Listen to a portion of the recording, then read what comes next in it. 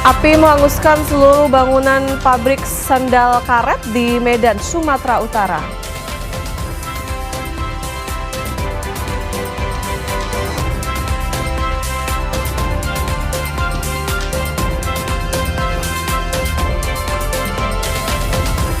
Seorang pegawai Bank BUMN tewas usai menjadi korban jambret di Pekanbaru Riau.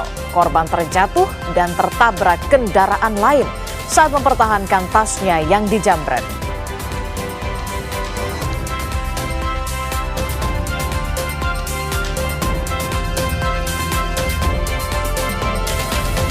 Puluh kantong jenazah telah dievakuasi tim SAR dari lokasi bencana longsor di Bandung Barat selama 4 hari pencarian.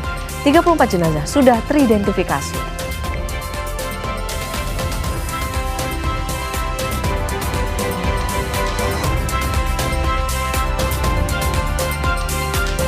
Isu reshuffle kabinet menguat seiring disahkannya Thomas Djiwandono sebagai Deputi Gubernur Bank Indonesia, sehingga Wakil Menteri Keuangan berkurang. Beberapa pos menteri disebut-sebut juga akan berganti lewat momentum masuknya Wakil Menteri Keuangan pengganti Thomas Djiwandono. Partai politik pun mulai bereaksi. Apa yang perlu disikapi jika perombakan Kabinet Merah Putih kembali terjadi? Kami akan ulas dalam dialog di segmen Sapa Indonesia Pagi.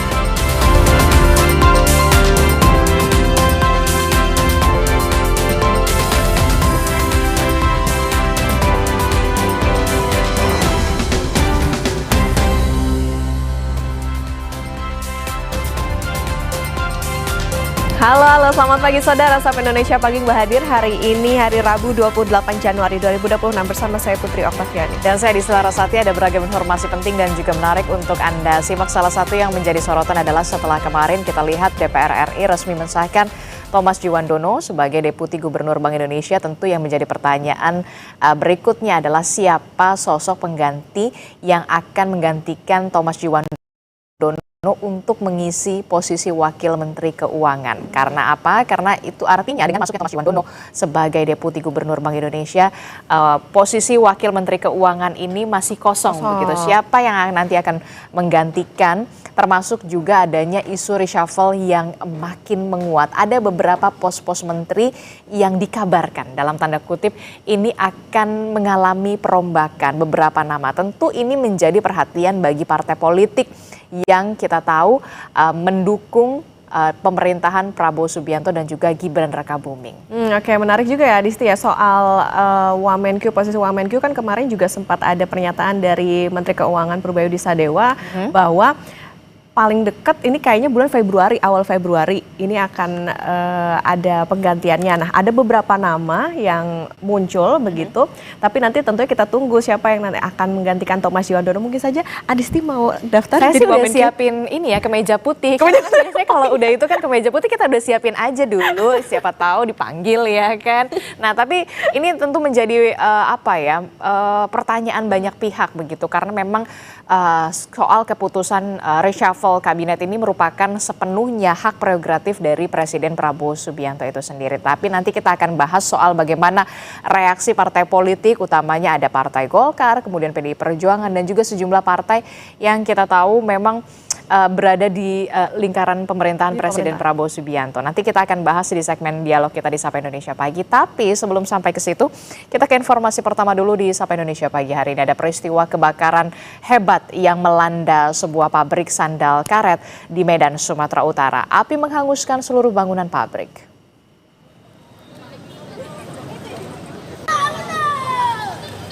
Kebakaran menghanguskan pabrik milik PT Garuda Mas Perkasa di Jalan Yosudarso, kilometer 6,5, Kecamatan Medan Deli, Selasa malam. Hingga Rabu dini hari, saudara, api masih berkobar dan mengagetkan warga sekitar. Akibat kebakaran pabrik produsen sandal di Jalan Yosudarso yang terkenal padat terpaksa ditutup karena panasnya api terasa hingga ke seberang jalan. Dari dalam pabrik pun terdengar beberapa kali suara ledakan. Api terus membesar akibat material karet dari dalam pabrik. Karyawan sudah keluar dari pabrik saat kebakaran. 8 unit mobil pemadam kebakaran Kota Medan dikerahkan. Kerumunan warga sempat membuat petugas kesulitan menjangkau titik api. Hingga Rabu dini hari, petugas masih berjibaku untuk memadamkan api. Belum ada laporan korban jiwa maupun luka.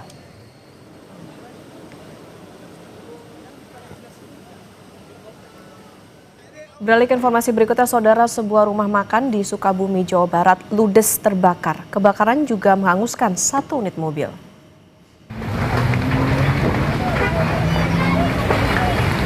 Dalam video yang direkam warga, api membakar sebuah rumah makan di Jalan Lingkar Selatan, Kota Sukabumi, Jawa Barat. Diduga api bermula dari bagian dapur di belakang bangunan. Api kemudian cepat merambat ke bagian depan. Petugas pemadam kebakaran menurunkan 5 unit mobil damkar untuk menjinakkan api. Petugas berhasil memadamkan api setelah 1 jam upaya pemadaman. Penyebab kebakaran masih dalam penyelidikan.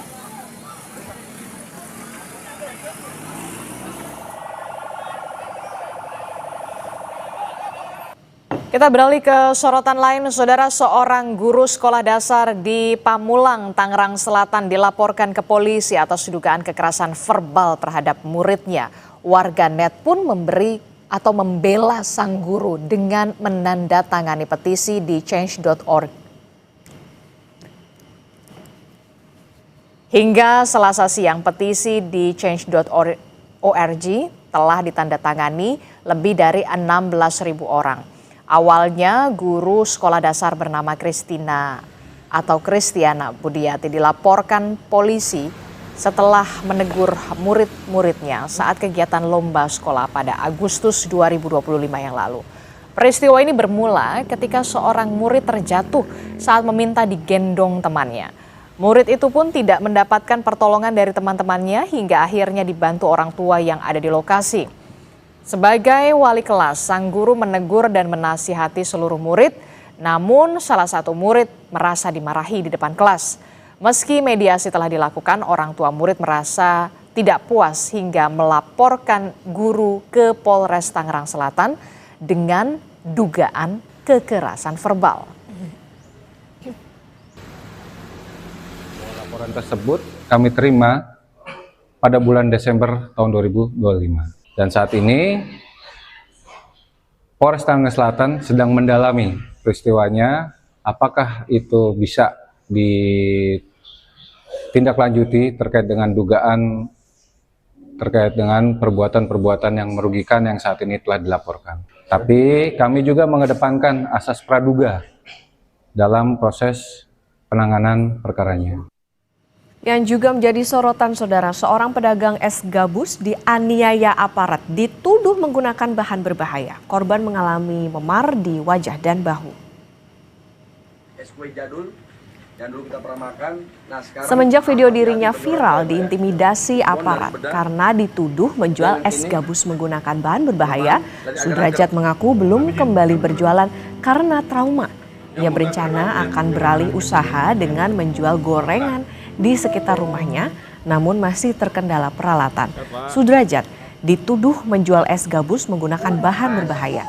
Namun hasil pemeriksaan tim keamanan pangan Dokpol Polda Metro Jaya menyatakan es gabus yang dijual aman untuk dikonsumsi. Es kue jadul yang dulu kita pernah makan, nah sekarang dan ini dari kecamatan dan dari desa. Usai video penganiayaannya viral, pedagang es gabus banjir bantuan. Selain bantuan bahan kebutuhan pokok, ia juga menerima 1 unit sepeda motor dan modal usaha dari Kapolres Depok.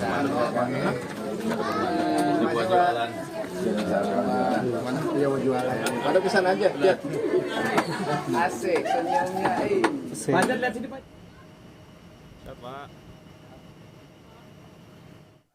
Hari ini kami hadir di sini untuk bisa sedikit memberikan bantuan kepada beliau, mudah-mudahan ini bisa membawa manfaat untuk usaha beliau. Apa aja itu, Pak? Boleh motor dengan sedikit modal usaha untuk beliau.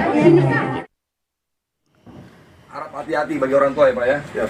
Karena ini udah rekayasa. Sudrajat, seorang pedagang es gabus yang berjualan di Kemayoran, Jakarta, diinterogasi anggota TNI dan Polri karena menjual makanan yang diduga mengandung spons. Di hadapan Sudrajat, oknum anggota Polri dan TNI tersebut juga meremas es gabus untuk menunjukkan jika kandungan es tersebut merupakan spons yang biasa digunakan untuk bedak. Tak sampai di situ, dugaan intimidasi oknum aparat terhadap Sudrajat juga berujung pada dugaan penganiayaan. Sudrajat mengaku sempat disekap dan dianiaya hingga mengalami luka di bagian wajah dan bahu. Keliling udah dipanggil, "Bang, es bang." Taunya dia dibejek-bejek sama anaknya. Jangan itu ada racunnya. Yang bilang itu siapa ya? Anaknya dia. Marah-marah saya ditonjok cetot ya. Berapa kali Bapak dipukul? 5 kali. Bagian apa? Meski Sudrajat telah mengalami intimidasi, ternyata es gabus yang ia jual tidak mengandung bahan berbahaya. Sampel jajanan es gabus sudah diperiksa Puslap 4 Polri dan dinyatakan aman dikonsumsi. Atas peristiwa ini, 2 pelaku yang mengintimidasi Sudrajat akhirnya meminta maaf. Keduanya mengaku menyesal karena telah salah menuduh Sudrajat menjual es gabus berbahan spons. Atas keguguran tersebut, kami memohon maaf yang sedalam-dalamnya, khususnya kepada Bapak Sudrajat, pedagang es kue yang terdampak langsung oleh kejadian tersebut. Karena terbukti tidak menjual makanan yang membahayakan bagi kesehatan, Sudrajat yang biasa menjajakan es gabus jadul ini diperbolehkan kembali untuk berdagang. Namun Sudrajat mengaku kapok berjualan karena khawatir diintimidasi kembali. Tim Liputan, Kompas TV. Ya, hati-hati ya orang tua semuanya. Kita beralih ke informasi lain, saudara. Pesawat Smart Air tipe Cessna dengan nomor registrasi PKSNS mendarat darurat di pantai Kaladiri, Nabire, Papua Tengah pada Selasa siang. 11 orang penumpang dan 2 kru dilaporkan selamat. Apa-apaan ini? Selasa siang, warga dikejutkan dengan pesawat Smart Air yang tiba-tiba terjatuh di laut perairan Nabire, Papua Tengah. Pesawat tujuan Kaimana lepas landas dari Bandara Nabire, namun tak lama kemudian pesawat berbelok kembali ke arah bandara untuk mendarat darurat hingga terjatuh ke laut. Setelah mendarat darurat, penumpang berupaya menyelamatkan diri ke atas badan pesawat yang mengapung. 11 penumpang beserta 2 kru yang ada di pesawat tersebut kemudian dievakuasi tim SAR dengan keadaan selamat. Mengalami overshoot dan terjebur di laut ya, dengan 13 penumpang atau person on board 13, artinya 11 penumpang dan 2 kru. Melakukan evakuasi sesuai dengan tupoksi kami dan selanjutnya kami bawa ke Rumah Sakit Nabire dalam keadaan basah dan dalam keadaan selamat dan basah penumpangnya. 11 penumpang dan 2 kru kemudian dibawa ke Rumah Sakit Nabire untuk penanganan medis. Hingga saat ini belum diketahui pasti penyebab pesawat tersebut mendarat darurat. Tim Liputan, Kompas TV. Kita ke informasi lain, saudara. Tim Dokes DVI Polda Jabar berhasil mengidentifikasi 34 jenazah dari seluruh kantong jenazah yang sudah dievakuasi dalam bencana longsor Desa Pasir Langgu, Kecamatan Cisarua, Kabupaten Bandung Barat. Hingga Selasa malam, tim Dokes DVI Polda Jabar sudah menerima 50 kantong jenazah yang berhasil dievakuasi tim SAR gabungan. Dari 34 yang sudah teridentifikasi, 30 diantaranya telah diserahkan kepada keluarga.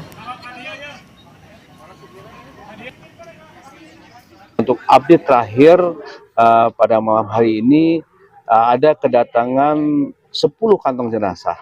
10 kantong jenazah ini berarti jumlah total dari kemarin 40 menjadi 50 kantong jenazah. Dan alhamdulillah untuk dari jumlah kantong jenazah ini yang kita sudah lakukan proses postmortem dan antemortem, kita ada penambahan dari 30 menjadi 34. Dan 34 ini yang barusan dirilis oleh Kabid Dokes. Tim SAR gabungan menemukan 8 kantong jenazah dalam pencarian di hari keempat korban tanah longsor di Kecamatan Cisarua, Bandung Barat. Tim SAR menemukan 8 jenazah dari 3 sektor berbeda di lokasi pencarian.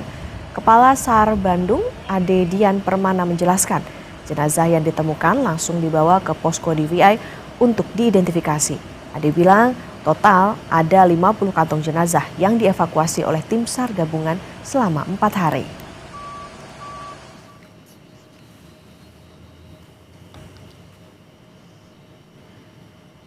Saudara, seorang pegawai Bank BUMN tewas usai jadi korban jambret di Pekanbaru Riau. Korban terjatuh dan tertabrak kendaraan lain saat mempertahankan tasnya yang dijambret. Informasi lengkapnya hadir usai jeda.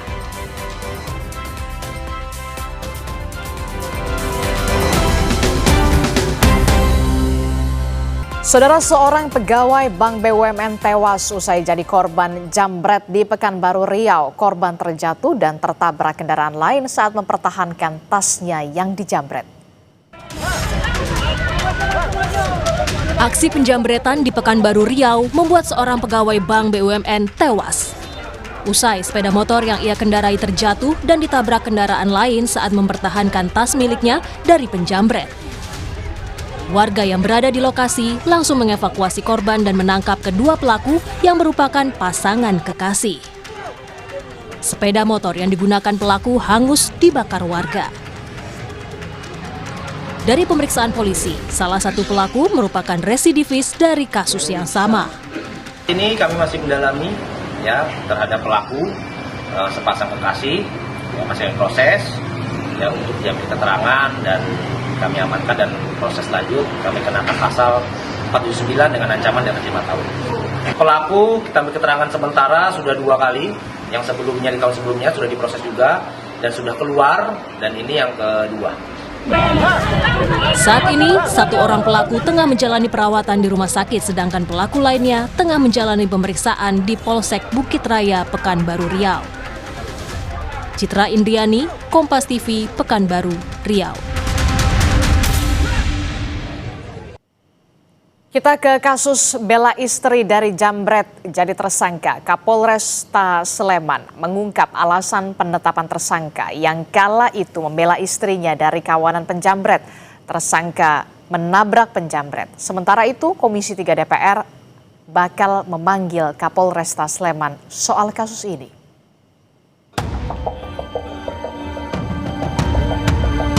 Penetapan tersangka kasus tewasnya 2 jambret di Sleman, Yogyakarta terus menjadi sorotan.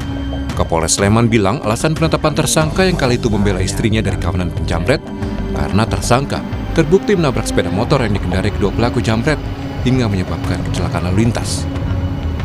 Selain barang bukti rekaman kamera pengawas, penyelidikan atas kasus itu pun dilakukan selama 5 bulan sebelum Hogi ditetapkan sebagai tersangka pada September 2025. Itu persepsi dari orang, ya itu silahkan menyampaikan seperti apa. Tapi faktanya kita, penyidik-penyidik kita sudah mengumpulkan bukti-bukti dan saksi-saksi termasuk rekaman CCTV pada saat bersenggolan dan pada saat menabrak dari belakang.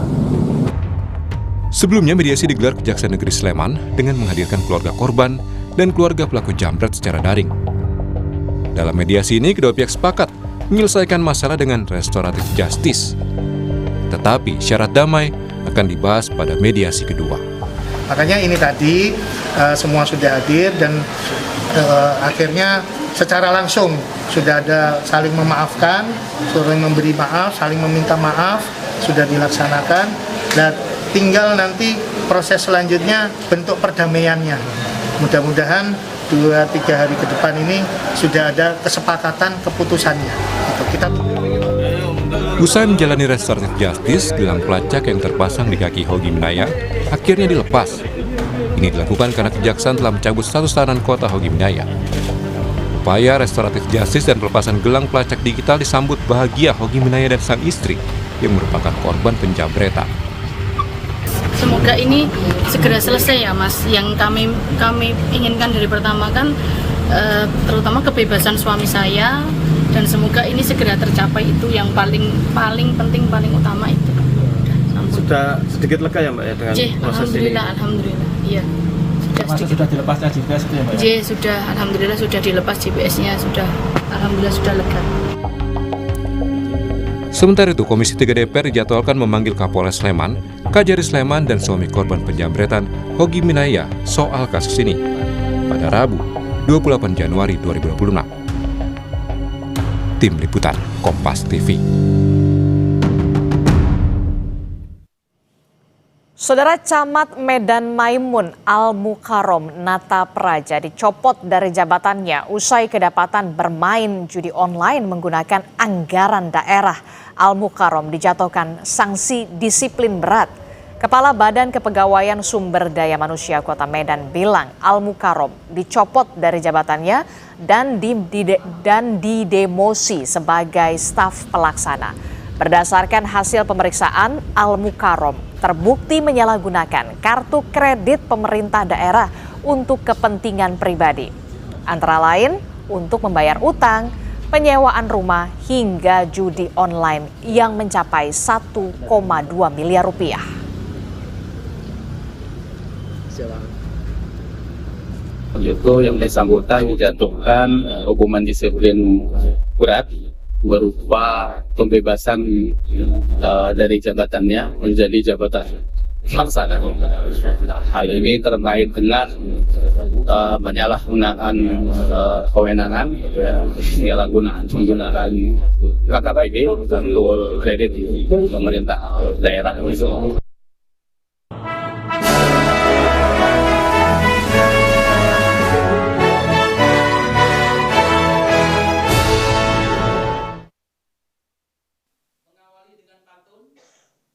Mahkamah Agung menyelenggarakan pertemuan rutin Sarsehan Interaktif Badan Peradilan Umum atau Perisai Badilum guna menyelaraskan peraturan KUHAP yang belum lama ini diberlakukan. Bertempat di Gedung Sekretariat Mahkamah Agung pada Senin 19 Januari, Mahkamah Agung menggelar diskusi interaktif bersama pimpinan dan seluruh jajaran peradilan umum seluruh Indonesia. Kegiatan ini merupakan agenda pertemuan rutin dan Sarsehan Interaktif Badan Peradilan Umum atau Perisai Badilum yang diselenggarakan secara hybrid. Pada seri ke-13 ini, materi yang disampaikan oleh Prim Haryadi selaku Ketua Kamar Pidana Mahkamah Agung memfokuskan pada 3 tema utama, yakni pengakuan bersalah, keadilan restoratif, dan pemaafan hakim. Oleh karenanya kita menyebut baik langkah yang diambil oleh Direktorat Jenderal Badan Peradilan Umum melakukan program perisai terkait dengan KUHAP ini untuk yang kedua kalinya, ya, seperti diamanahkan oleh undang-undang, ya. Tentunya terhadap hal-hal yang sudah tegas mengatur harus dipedomani, ya. Nah, jika ditemukan memang ada, ya, antara kepastian hukum dengan keadilan terjadi pertentangan di lapangan nanti seperti diamanahkan oleh undang-undang, maka tentunya hakim lebih memilih kepada keadilan. Ini yang saya pikir sudah kita sampaikan juga kepada teman-teman hakim, dan sosialisasi ini akan terus kita laksanakan selain yang dilakukan oleh Pak Dirjen dan teman-teman di Badilum ini. Kami juga Mahkamah Agung akan melakukan bimbingan teknis juga ke daerah-daerah yang sudah, bahkan beberapa daerah sudah memohon kepada Mahkamah Agung agar kita melakukan bimtek ke satker-satker yang ada di daerah-daerah. Pertemuan rutin yang diadakan setiap awal bulan ini dirancang untuk meningkatkan budaya diskusi di lingkungan peradilan, mulai dari hakim, panitera, hingga tenaga teknis di bawah pembinaan Badilum. Melalui program ini, berbagai permasalahan teknis peradilan di lapangan diharapkan dapat didiskusikan bersama, sehingga menghasilkan solusi terbaik guna meningkatkan kualitas pelayanan lembaga peradilan Indonesia. Tim Liputan Kompas TV.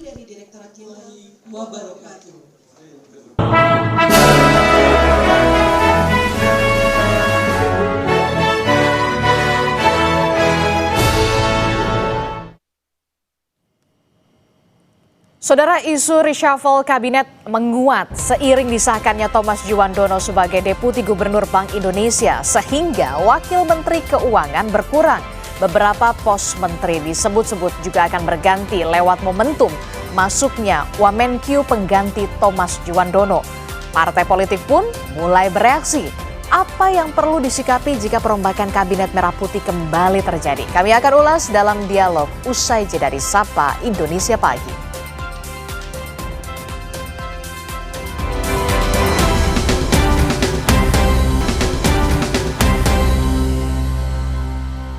Pada sidang Dewan yang terhormat, apakah laporan Komisi 11 DPR RI terhadap hasil uji kelayakan Calon Deputi Gubernur Bank Indonesia tersebut dapat disetujui.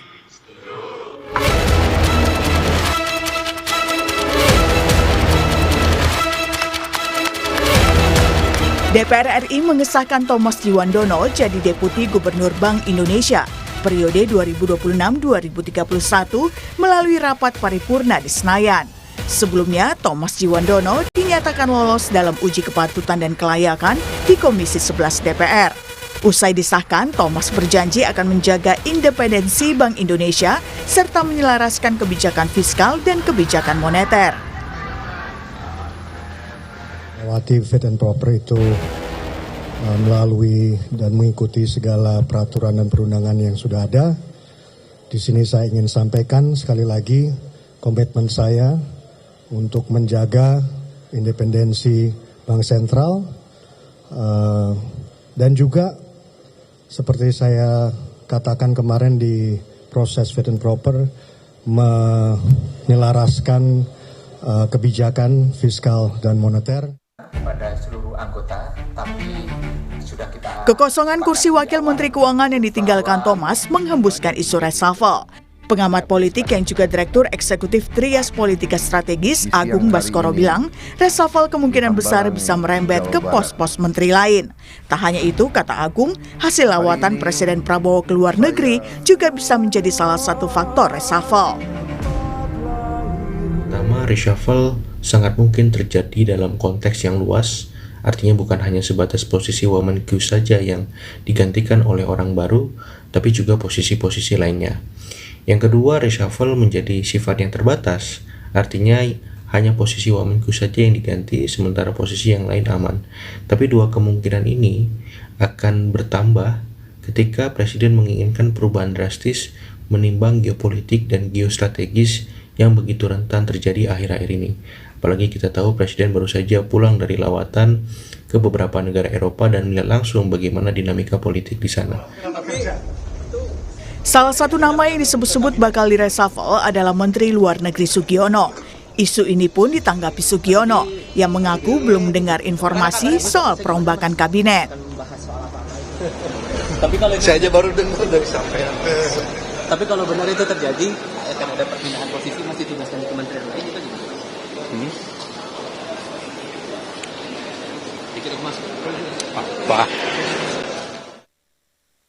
Isu reshuffle turut ditanggapi Partai Golkar. Partai pimpinan Bahlil Lahadalia tersebut berharap jatahnya tidak dikurangi, meski keputusan akhir tetap diserahkan ke Presiden. Kalau reshuffle itu yang tahu cuma Presiden sama Tuhan. Jadi jangan tanya kami. Sampai detik terakhir juga pasti nggak ada yang tahu. Tapi kita berharap nambah. Ya, kalau Golkar sih maunya yang terbaik lah, karena Golkar punya stok kader yang mumpuni. Ditambah apalagi lebih bagus gitu loh. Jangan dikurangin gitu loh. Tapi kalau soal reshuffle ya itu haknya Presiden. Lalu apakah reshuffle kabinet akan benar terjadi? Siapa yang bakal masuk atau bahkan tersingkir dalam lingkaran pembantu Presiden? Tim Liputan, Kompas TV.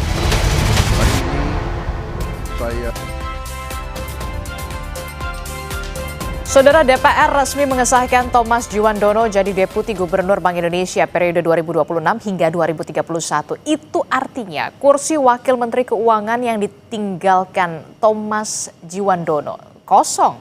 Seiring dengan itu pun muncul pula isu perombakan alias reshuffle kabinet. Lalu pertanyaannya, benarkah kursi Wakil Menteri Keuangan yang kosong ini bakal jadi momentum Prabowo untuk merombak posisi para pembantunya? Kita akan bahas soal ini bersama dengan sejumlah narasumber yang sudah hadir melalui sambungan daring. Ada Sekjen Partai Golkar, Pak Sarmuji, kemudian ada anggota DPR RI dari fraksi PDI Perjuangan, ada Bung Andreas Hugo Pareira, dan juga ada pengamat politik dari Universitas Padjadjaran, Mas Kunto Adiwibowo. Selamat pagi, Assalamualaikum Bapak-Bapak. Waalaikumsalam. Waalaikumsalam. Ya, saya tertarik tadi dengan pernyataan Bung Melkias Markus Mekeng yang mengatakan bahwa ya kalau Partai Golkar kalau bisa ditambah jangan dikurang. Nah ini bagaimana nih? Apakah memang sudah menyiapkan kader-kader terbaiknya begitu ya untuk kalau memang diminta untuk mengisi salah satu posisi menteri atau kemudian ya jangan dikurangi? Ya, kita sebenarnya tidak dalam posisi mempersiapkan untuk kepentingan reshuffle ya. Karena reshuffle-nya sendiri kita sampai saat ini belum ada kabar dari ke kami belum ada kabar. Sama dengan yang tadi disampaikan oleh Pak Sugiono tadi itu. Kita juga belum ada kabar tentang reshuffle. Jadi kami tidak mempersiapkan apa-apa sebenarnya. Bahwa kemudian ada wamen yang kosong. Ya, wamen yang kosong itu belum tentu merupakan indikasi adanya reshuffle. Kapan hari juga ada wamen yang kosong, misalkan karena nol kena masalah. Tapi itu tidak menjadi penyebab reshuffle. Kami meyakini reshuffle atau tidak reshuffle ya tergantung apakah presiden membutuhkan perubahan terhadap komposisi kabinet apa tidak. Sifat reshuffle kan juga banyak. Sifat reshuffle itu bisa mengganti, bisa menggeser, bisa memperkecil, bisa memperluas dan sebagainya. Jadi kami dalam posisi yang standby saja. Kami tidak menyiapkan diri, tapi kami juga tidak tidak melakukan sesuatu gerakan tambahan untuk kepentingan reshuffle ini karena reshuffle-nya sendiri kami belum mendengar secara resmi. Oke, karena belum mendengar secara resmi, tapi posisinya standby saja begitu ya. Tapi ya kalau bisa jangan dikurangi ya kalau dari Partai Golkar sesuai dengan pernyataan Bung Melkias begitu ya, Pak Sarmuji. Ya, kader kita banyak dan kita saat ini menjadi penyangga utama di jajaran kabinet ya. Di parlemen kita juga merupakan kursi terbanyak dari seluruh koalisi yang ada. Kader memang banyak kita kalau kader. Oke, saya ke PDI Perjuangan. PDI Perjuangan pasti sudah melihat soal posisi Wakil Menteri Keuangan yang kemudian saat ini kosong, begitu ada potensi menggeser, mengganti atau mengisi. Nah, untuk di PDI Perjuangan, sudah ada pembahasankah di internal soal ini? Bukan Res? Ya, Adisti, kalau di PDI Perjuangan, ya terus terang kalau saya lihat lebih jujur kita lebih memperhatikan isu-isu ya kalau berkaitan dengan ini untuk isu yang ya karena presiden baru pulang dari luar negeri, presiden menyampaikan pidato yang menarik di Davos berkaitan dengan ya Prabowonomics ya.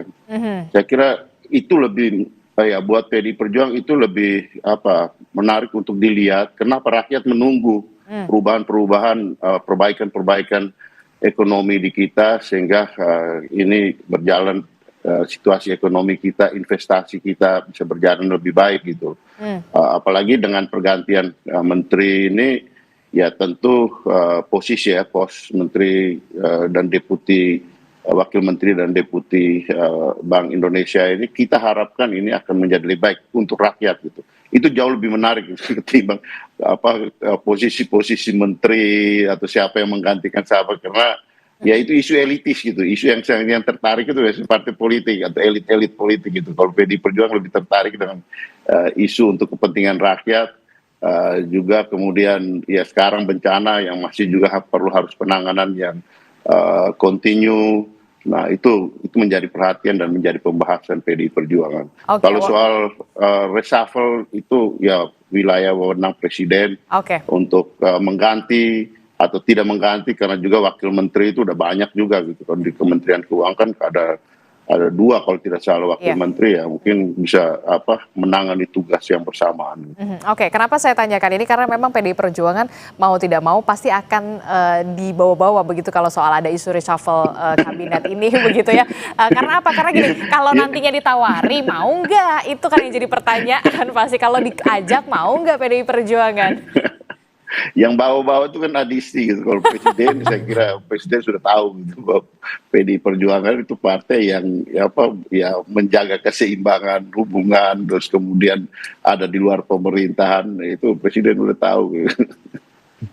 Oke, nah ini saya ke Mas Kunto. Mas Kunto ini kalau kita lihat ya kan ada beberapa nama yang kemudian santer untuk adanya perombakan kabinet. Walaupun kita tahu soal reshuffle kabinet ini memang sepenuhnya hak prerogatif presiden. Nah, kenapa PDI Perjuangan selalu dibawa-bawa begitu dalam tanda kutip? Pasti kan ada pertanyaan kalau diajak mau atau enggak. Nah, bagaimana dari sisi politik Anda melihat ini soal adanya reshuffle wacana reshuffle kabinet setelah Thomas Djiwandono ini terpilih menjadi Deputi Gubernur Bank Indonesia?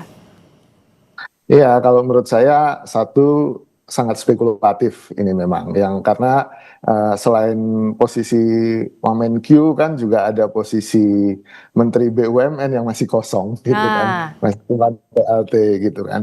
Jadi dan sejak bulan Oktober terakhir Pak Prabowo melakukan reshuffle, tidak ada tanda-tanda bahwa Kementerian BUMN akan diisi lagi gitu. Jadi memang ini sangat, ya itu hak prerogatif presiden untuk mengukur dan kemudian menilai apakah posisi-posisi tersebut memang perlu diisi atau tidak gitu kan. Dan kalau dilihat dari pola reshuffle-nya Pak Prabowo itu benar-benar ya agak susah ditebak gitu. Yang pertama, reshuffle pertama di Kemendikti-Saintek gitu kan, karena itu ada pegawai Kemendikti-Saintek yang demonstrasi dan itu benar-benar soal kinerja lah. Lalu 2 reshuffle di September kan relatif lebih karena politik, angin politik berubah setelah ada demonstrasi akhir Agustus September gitu kan. Lalu Oktober ini kan ada reshuffle yang menurut saya juga tujuannya penguatan politik selain juga kinerja gitu. Jadi antara penguatan politik dan kinerja ini 2 pola yang selama ini dipakai oleh Pak Prabowo. Nah, apakah nanti akan ada reshuffle dan reshuffle-nya karena apa? Menurut saya pilihan-pilihannya kalau soal kinerja tampaknya kok enggak ya gitu. Atau mungkin ya ada sebagian soal kinerja, ada sebagian soal politik, karena harusnya kalau lebih menyasar ke kinerja, bencana Sumatera kemarin bisa jadi alasan yang baik untuk reshuffle kan gitu. Nah, itu dia yang saya mau tanyakan, karena kalau soal membahas soal penguatan politik dan juga kinerja, kemarin kita lihat soal bencana Sumatera, soal isu lingkungan, kehutanan, termasuk juga soal bagaimana kondisi geopolitik kita begitu ya, geopolitik di luar begitu. Dari sisi kinerja dulu lah. Memang ini spekulatif, tapi menurut Anda, dari analisa Anda, apakah dari ini nanti kalau memang reshuffle memang benar-benar terjadi, apakah memang ada unsur lebih merujuk ke penguatan politik ataukah memang karena kinerja? Ya, menurut saya dua-duanya bisa dipakai, Mbak. Kalau Pak Prabowo mau menjawab pertanyaan publik ya, dan ini kan soal opini publik, soal approval lah istilahnya terhadap presiden kan. Pak Prabowo sudah melakukan beberapa hal, mengklaim bahwa penanganan bencana di Sumatera sudah baik. Nah, ini kan butuh penguatan dan terutama soal kinerja. Lalu soal Pak Prabowo bergabung dengan Board of Peace yang ternyata opini publik di dalam negeri nggak terlalu positif dan menggairahkan, mungkin tidak seperti yang dibayangkan oleh Pak Prabowo. Tentu ini juga akan jadi pertimbangan gitu kan.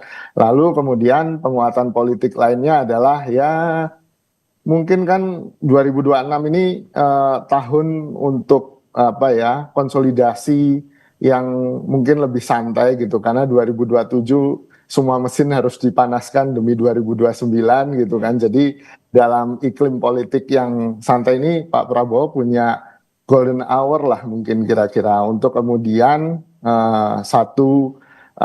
menaikkan approval dia gitu kan di mata publik yang akhirnya juga ke elektabilitas dan juga menjaga konsolidasi dengan partai-partai pendukung dia dan juga partai yang penyeimbang tadi Pak Andreas kan gitu. Itu juga perlu komunikasi yang intens dan juga perlu ada treatment khusus kan gitu. Dan menurut saya 2026 jadi penting karena itu, Mbak. Kenapa isu reshuffle sekarang mencuat? Karena ya iklim politiknya sedang begitu gitu. 2027 udah mulai panas-panasan lagi masalahnya gitu.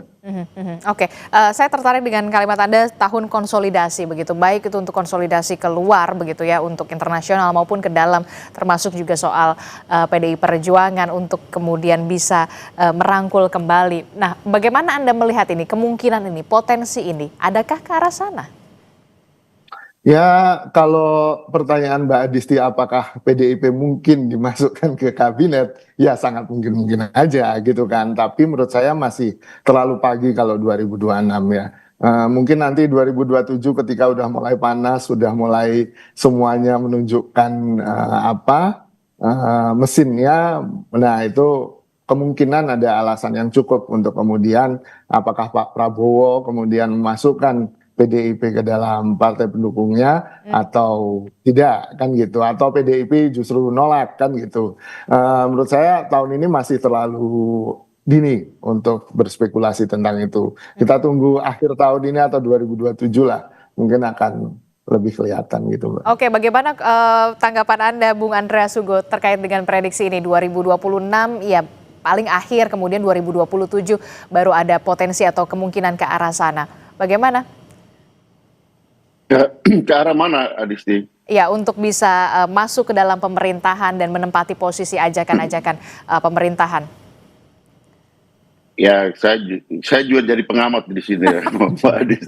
Dalam arti memberikan tanggapan terhadap pengamat ini, Mas Kunto.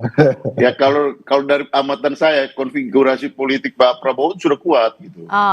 Jadi ya sudah cukup kuat dalam arti ya dukungan kan sudah sangat kuat gitu. Sehingga ya saya kira Pak Prabowo juga pasti tidak memikirkan untuk ya PDI Perjuangan untuk bergabung, karena PDI Perjuangan juga sebagai partai penyeimbang yang berada di luar memberikan pandangan-pandangan second opinion ya.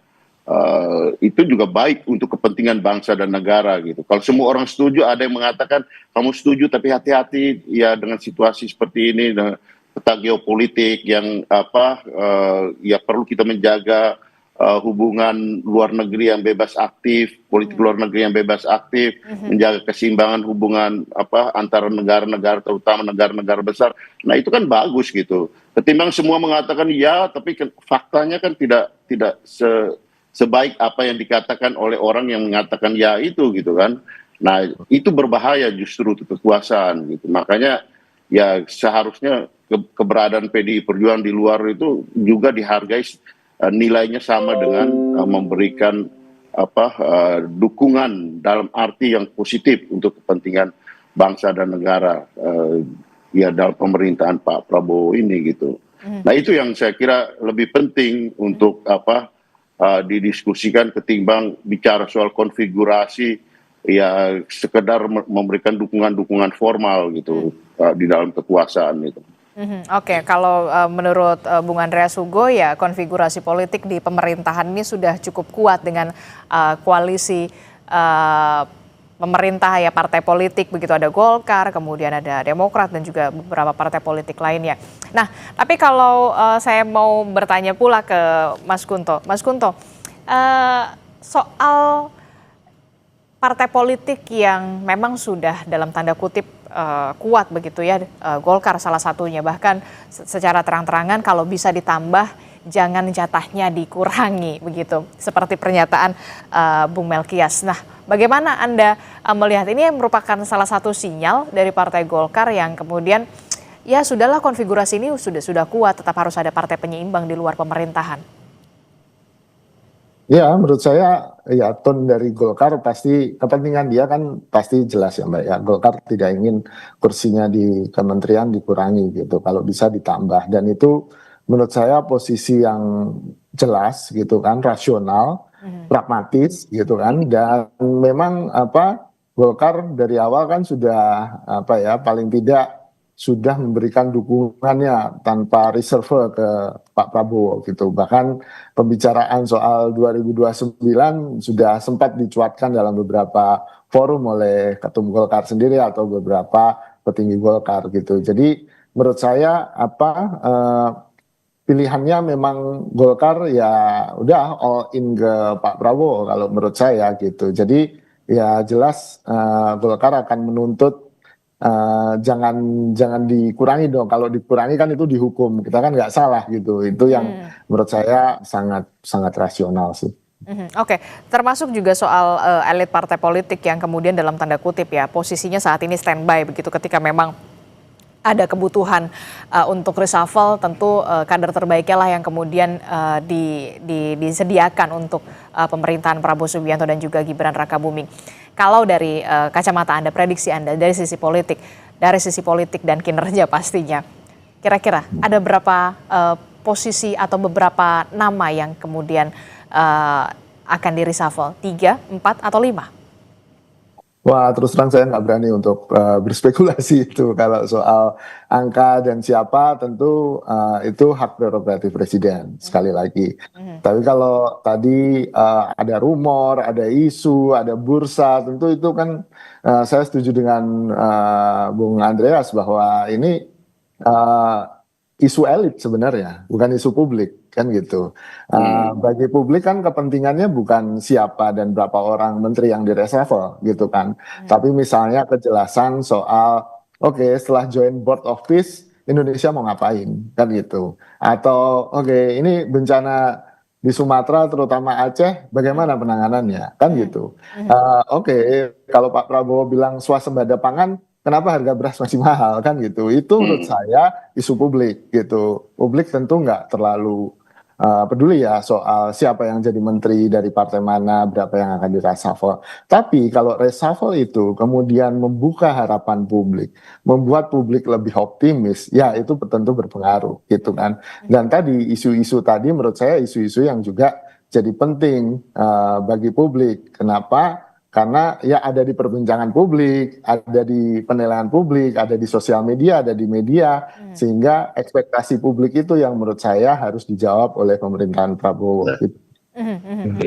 Oke, menarik juga ketika adanya reshuffle ini tentu yang menjadi menarik adalah ketika memang nanti harapan publik dengan kinerja dari para menteri di pemerintahan Prabowo Subianto dan juga Gibran tentu saja diharapkan kinerjanya semakin meningkat begitu ya. Nah, kalau kita lihat ya, Mas Kunto, Pak Prabowo ini kan rajin lah dalam tanda kutip ya keluar negeri untuk bisa berdiplomasi begitu, untuk mengadakan kerjasama bilateral dan segala macam. Nah, dilihat secara politik, apakah kemudian ini juga jadi tanda-tanda reshuffle kabinet pada posisi tertentu? Ya, kalau pertanyaan Mbak Adisti menjurus ke Kemenlu, gitu kan, saya tafsirkan gitu aja. Ya rumornya ada, apalagi tadi sebenarnya juga nggak melulu Kementerian Luar Negeri, ada juga Kementerian Perekonomian dari segi ekonomi begitu ya. Betul. Tapi paling tidak ada kritik terhadap Menlu kita sekarang kan, dan itu secara terbuka dilontarkan oleh salah satu ex-konsulat kita yang juga punya NGO yang berkaitan dengan hubungan internasional. Nah, ini kan kritik ini juga harus dijawab gitu kan. Kalau enggak kan jadi ketidakpuasan juga di publik, itu akan jadi rumor, akan jadi isu, akan jadi sesuatu yang bisa digunakan untuk menyerang Pak Prabowo, itu yang pertama. Yang kedua, kalau dengan kementerian-kementerian lain, saya pikir problem keuangan tentu pasti ada, tapi kita harus akui bahwa Pak Purbaya masih dalam posisinya yang di atas, di puncak, baik itu secara popularitas, baik itu secara persetujuan publik gitu kan, sehingga sudah cukup kuat nih mungkin persepsinya di Kementerian Keuangan. Jadi kalaupun nambah orang malah akan jadi bikin ribet mungkin kan gitu.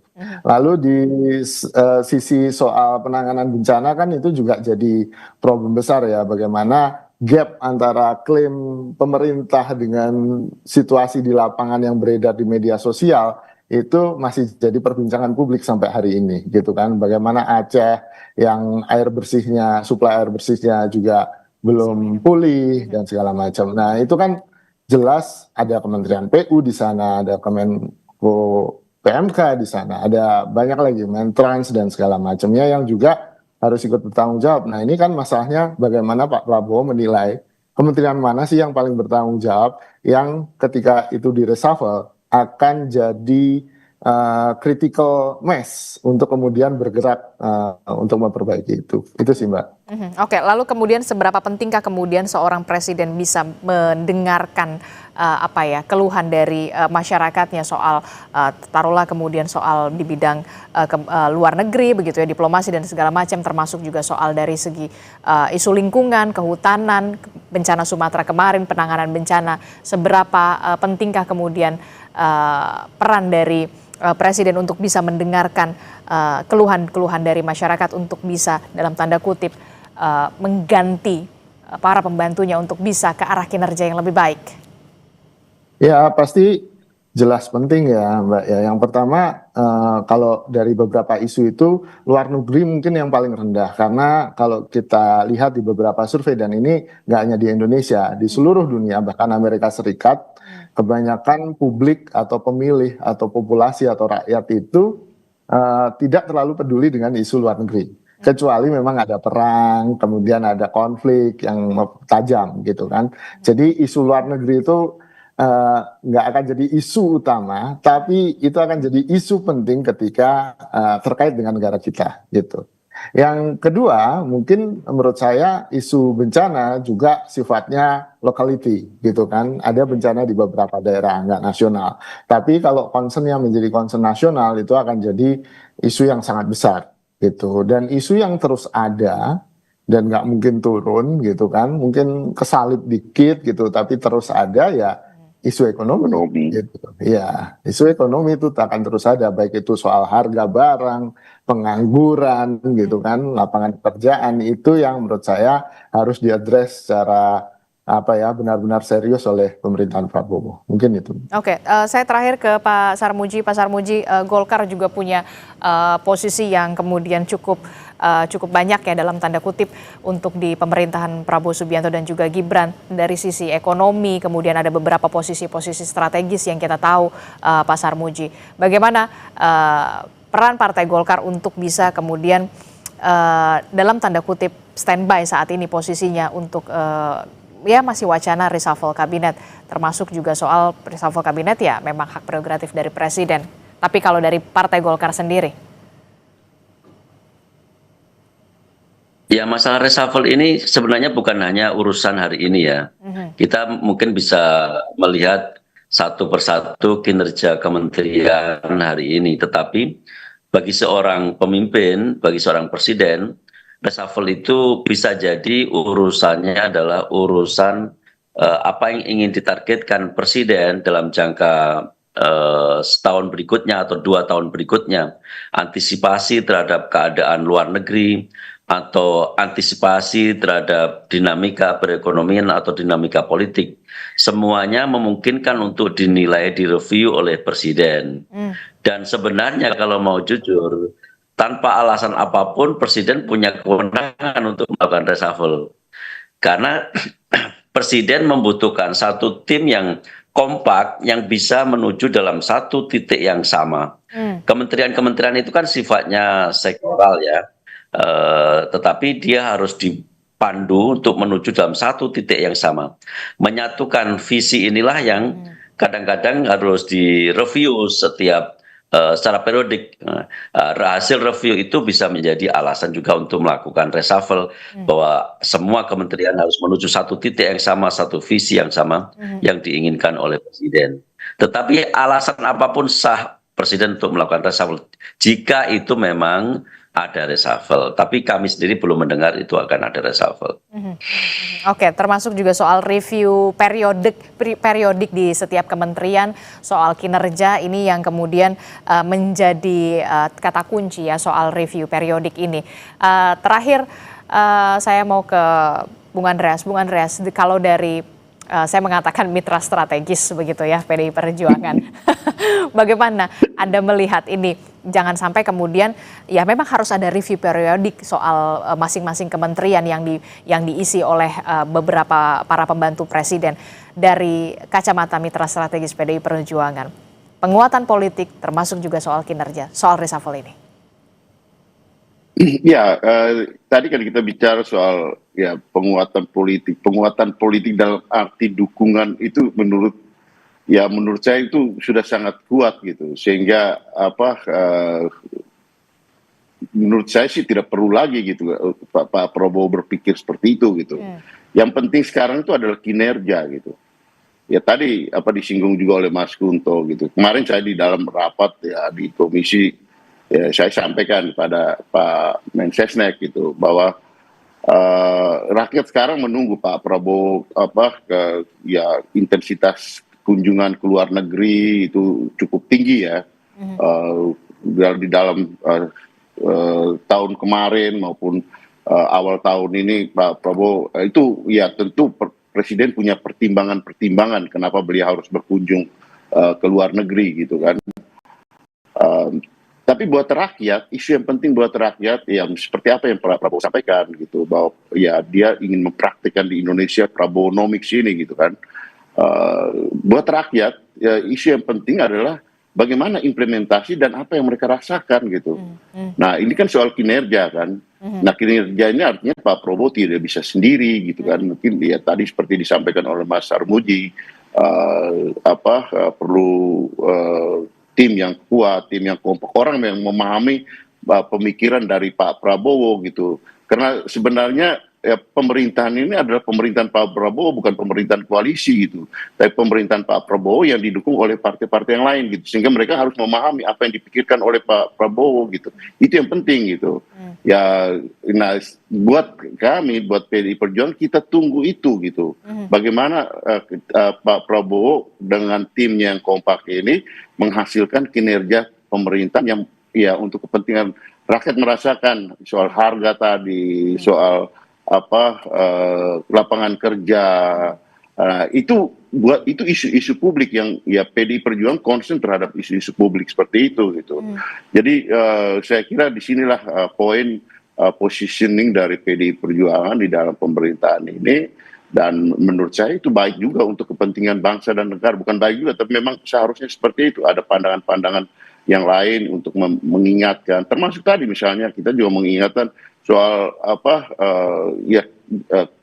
keterlibatan Indonesia di dalam Dewan Perdamaian Dunia yang dirancang oleh Presiden Trump gitu. Karena dengan situasi geopolitik seperti ini, saya pikir Pak Presiden perlu berpikir ulang gitu terhadap rencana itu gitu. Kenapa? Karena ya kita juga mempunyai politik luar negeri yang prinsip politik luar negeri, doktrin politik luar negeri yang kita pegang yaitu bebas aktif.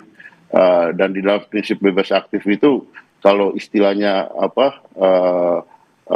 Bung Hatta dulu, bagaimana kita mendayung di antara karang-karang kekuatan dunia ini untuk kepentingan Indonesia gitu, bukan terjebak menjadi bagian dari salah satu blok. Itu saya kira hal yang prinsip yang perlu menjadi pegangan buat pemerintah Indonesia gitu. Oke, terakhir saya ingin ke Mas Kunto. Mas Kunto, soal isu atau wacana dari reshuffle ini, apa yang kemudian dari sisi politis? 3 saja, singkat saja. Oke, ya kalau menurut saya itu 1 hak prerogatif presiden, 2 hak prerogatif presiden, 3 hak prerogatif presiden. Jadi memang itu sepenuhnya ada di presiden, walaupun kita bisa berpikir atau berspekulasi atau menganalisis soal hal-hal yang menurut kita penting buat publik dan juga buat negara. Tapi mungkin presiden, misalnya tadi saya setuju dengan Pak Sarmuji, ya mungkin ke depannya kemana, sehingga kenapa Deputi Gubernur BI harus diganti, itu kan jelas itu ke penguatan ekonomi kan gitu. Dan mungkin sektornya tidak lagi di Kementerian Keuangan, tapi di BI atau di sektor keuangan yang lain. Dan menurut saya ini ya jelas strateginya presiden yang mungkin kita nunggu transparansinya dan akuntabilitasnya. Kenapa ini dilakukan? Mungkin itu aja. Oke, terima kasih pengamat politik dari Universitas Padjadjaran Mas Kunto Adiwibowo telah bergabung bersama kami. Sebelumnya ada anggota DPR RI dari fraksi PDI Perjuangan Bung Andreas Hugo Parera, dan juga ada Sekjen Partai Golkar Pak Sarmuji telah bergabung bersama kami. Sehat selalu Bapak-bapak. Assalamualaikum, selamat pagi. Waalaikumsalam. Terima kasih. Saudara, seorang kepala desa di Kabupaten Padang Lawas Utara, Sumatera Utara, mengacungkan pistol di hadapan warga. Diduga sang kepala desa ini kesal karena adanya sengketa lahan dengan warga.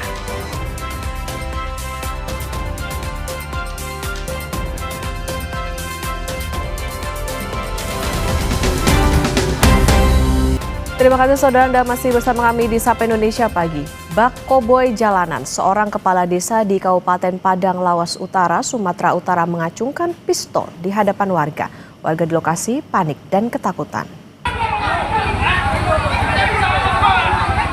Kepala Desa Pulau Liman, Kecamatan Dolok, Sigompulon, Kabupaten Padang Lawas Utara, Sumatera Utara ini membuat geger warga lantaran mengacukan pistol di hadapan warga. Warga yang panik dan ketakutan berteriak histeris. Usai aksi koboinya beredar, polisi memeriksa kepala desa koboi tersebut dan menyita senjata airsoft gun yang digunakan. Dari hasil pemeriksaan, pelaku mengacukan pistol lantaran emosi karena permasalahan sengketa lahan dengan seorang warga. Kami sedang menggali lebih jauh apa yang menjadi latar belakang daripada permasalahan ini secara utuh, karena ada kronologi peristiwa sebelumnya.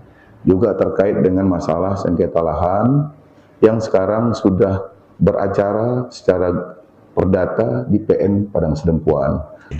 Kami akan dalami, yang jelas sudah diamankan.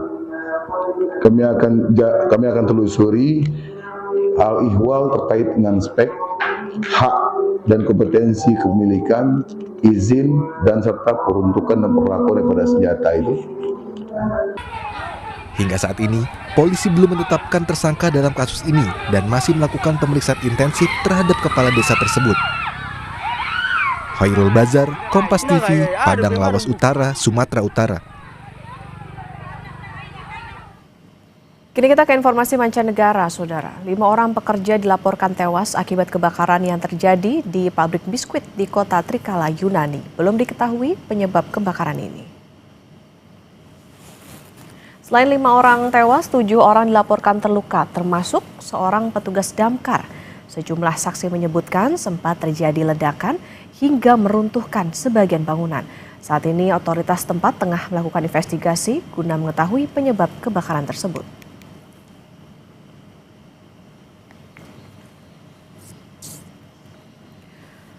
Berikutnya, saudara, 35.000 hektar lahan hutan di Taman Nasional Los Alerces, Chubut, Argentina ludes terbakar. Kencangnya embusan angin membuat petugas damkar kesulitan memadamkan api.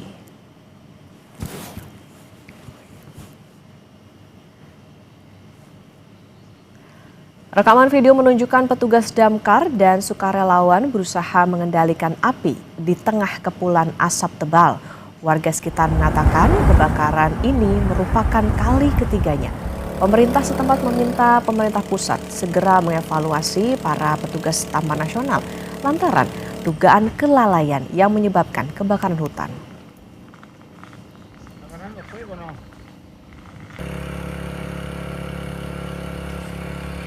Masih dari mancanegara, saudara, sekitar 2.000 orang terpaksa bermalam di Bandara Hokkaido, Jepang akibat badai salju yang mengganggu transportasi umum. Ketebalan salju mencapai lebih dari 1 meter, menutupi tanah di daerah Sapporo, Hokkaido. Layanan kereta dan bus ke dan dari Bandara New Chitose di dekat kota Sapporo dibatalkan pada Senin waktu setempat akibat salju tebal. Operator bandara mengatakan sekitar 2.000 orang terjebak di bandara hingga Selasa pagi.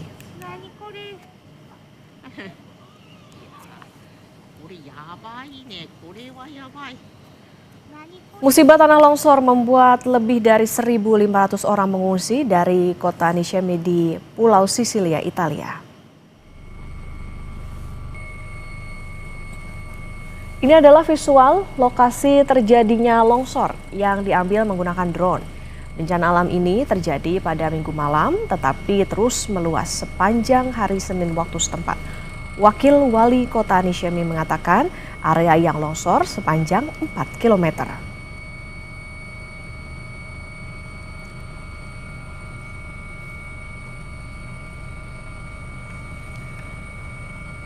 Saudara, ribuan orang di wilayah perbatasan Pakistan-Afghanistan mengungsi. Warga cemas akan rencana operasi militer di wilayah tersebut.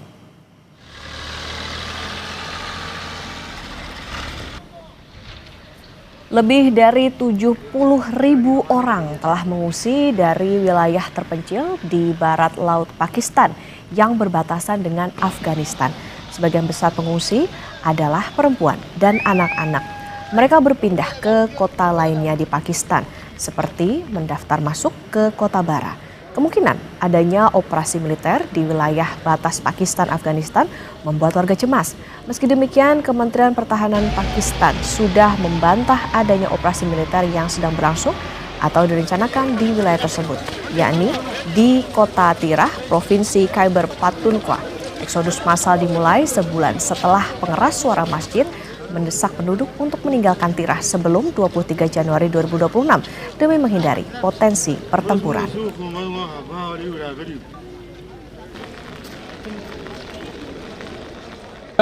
Gar روان شوم سبوی سهار وختي شپه مې بل یار کې روغلا ډېر په تکلیف ډېر په غسر وروته مولا یو چې ټیم ولا به دې سیل یار به تا خای په خپل ټریکټر اړان کړل په خپل ټریکټر باندې او بیرچو په سکور باندې ز په چینج کې مې ټریکټر لار بغلا وروستو لار بغنا دیله یار بیا لګه گزار حال ولاوا هوښ به خلکو سره ډېر راشن نه وو د درې ورځې خلکو وګي تیر کړل. More than 70,000 individuals have been registered. Token जो इशू हो चुके हैं वो इससे ज़्यादा हैं क्योंकि बीच में जब हम इधर शिफ्ट कर रहे थे तो टोकन इशुएंस ऊपर स्मूथली चल रही थी पेंदी चना के अंदर. तो टोकन्स आई थिंक एक लैग होगा 2-3 हज़ार का, लेकिन रफली हम 80% तिरा की जो टोटल फैमिलीज हमें लगती हैं दे आर तकरीबन 15,000 to 19,000 फैमिलीज. तो हम उनसे उनके हाफ को रजिस्टर कर चुके हैं और तकरीबन 80% को हम टोकन इशू कर चुके हैं. Sorotan berikutnya, saudara, terjadi penembakan di sebuah pertandingan sepak bola di Meksiko. 11 orang tewas. Polisi Meksiko segera meluncur ke lokasi. Usai laporan adanya serangan bersenjata Minggu waktu setempat, petugas atau pasukan Garda Nasional Meksiko segera mengamankan lokasi Loma de Flores di kota Madía Salamanca, negara bagian Guanajuato, Meksiko. Penyerang melepaskan tembakan ke arah penonton pertandingan sepak bola amatir yang menewaskan 11 orang. 10 orang meninggal di tempat dan 1 korban meninggal di rumah sakit akibat luka berat. Kejadian ini melukai 12 orang. Polisi dan kejaksaan setempat sedang menyelidiki kasus ini.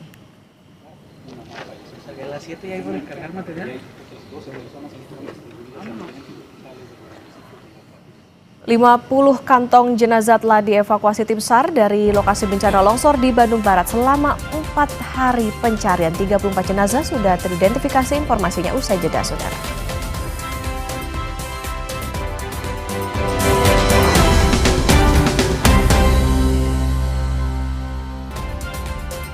Saudara, tim SAR gabungan melanjutkan pencarian korban longsor Bandung Barat hari Rabu ini, meski cuaca hujan dengan intensitas sedang dan pandangan yang terbatas.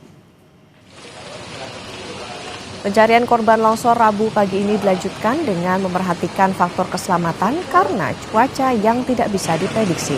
Tim SAR gabungan akan fokus mencari korban di sejumlah sektor yang telah ditentukan, termasuk lokasi yang menjadi permukiman padat dan berpotensi ada banyak korban.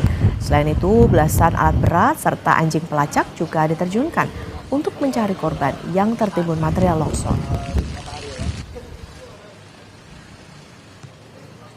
Kami tim SAR gabungan dibantu oleh Sementara itu, saudara, Pemprov Jabar akan memberikan bantuan 10 juta rupiah bagi warga terdampak longsor Cisarua. Bantuan 10 juta rupiah tersebut disebutkan cukup untuk 2 bulan ke depan. Bantuan tersebut diberikan agar warga bisa mencari kontrakan untuk menghindari tumpukan di pengungsian.